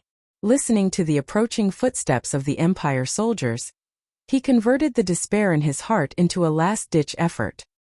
He slowly raised the 21-26 long sniper rifle in his hand, put on the night vision goggles, and aimed in the direction of the soldiers. At this time, a few rows of clear characters appeared in his left eye again. 17 people, no heavy firepower, no strong colonization armor. The 2126 long sniper is the best choice. Suli's body suddenly stiffened. He suddenly remembered that the old man had already come to this planet. Although the Empire people did not have chips behind their necks, their bodies emitted heat. His eyes became extremely bright. He took off the night vision goggles with trembling fingers, and then found that virtual three-dimensional images from different perspectives quickly flashed in his left eye. In these images, the reddened bodies of the Empire soldiers were so clear. 32 degrees to the left, 43-44 meters, same height. Without hesitation, Sulu suddenly raised the long sniper in his hand and aimed in that direction. It was clearly dark in that place and he could not see anyone, but he still pulled the trigger with force. With a dull click, the long sniper equipped with a silencer sprayed out a fine bullet tail fire, and somewhere in the night, there was the sound of a human body falling heavily, 29 degrees to the left, 21 meters, tilt down. Notifications appeared in his left eye again, and those clear infrared images also provided powerful assistance for his aim. Turning his left arm slightly, still facing the darkness, Sulu pulled the trigger again. Unsurprisingly, another Empire soldier fell to the ground and died. Only now did the small group of Empire soldiers notice the abnormality, but then another person fell to the ground while clutching his bleeding throat. %yen #%%yen. The small group of Empire soldiers screamed in fear and scattered in all directions, searching for a place to hide. They did not know how many Federation soldiers were ambushing them, and they did not know how those bullets from the darkness would accurately hit their companions. It was extremely difficult for Sulu to change the shooting position. He was still facing the dark night. Slightly at a loss, he pulled the trigger resolutely. The bullets from the long sniper rifle were like killing intent from the netherworld. They danced in the air, ignoring the fear of the people and mercilessly reaping live. There was no twilight in the forest, only darkness, but the 3 high moons in the sky illuminated the sky at the same time. Sulu sat on a protruding rock halfway up the mountain and looked up at the night sky. He realized that the night at this time was like a slightly dark day, clearer than the twilight. He did not know if the Federation's choice of a general attack tonight had anything to do with the 3 bright moons, but he felt that the clouds in the sky were exceptionally clear and beautiful. In the forest, all 17 Empire soldiers died under his blind shots, just like in the S2 Foundation building. The killing on the battlefield seemed to have become a game. Until now, he was still a little confused about what had happened, but the feeling of happiness that occupied his entire body and mind made him know how wonderful it was to survive a disaster. Suddenly, the quiet moonlit night was broken by a loud roar. Countless missiles came from the west, dragging a mournful line, and attacked the position of the Imperial Expeditionary Force with incomparable terror. Then, a dense group of Federation fighters appeared in the night sky and attacked with a roar. The Federal Army's attack officially began. Sulu knew that in places where he could not see, there were countless Federation tanks and mechas rumbling and crushing the trembling earth. A trace of true relief flashed across his pale and black cheeks. In the silver moonlight, he turned his head to look at the Empire's position in the east. Looking at the explosions that were like fireworks, he was silent for a long time before softly cursing with a hoarse voice. His body was a little cold. He trembled as he took out a lighter and lit the dry cigarette between his lips that he had been holding for a long time, stained with traces of blood. The spicy smoke poured into his lungs, choking him and making him cough a few times. He could not help but rub his eyes, and then looked at the sky full of bullets and fire silent. You're tuning in to the Li Mei's Wuxia Whispers YouTube channel. We're so grateful for your support, and don't forget to subscribe to join us on this incredible journey through captivating stories. Your generosity through donations truly makes a world of difference, as it's the primary source of revenue that allows me to expand and enhance this channel for you. Thank you from the bottom of my heart for being a part of this adventure.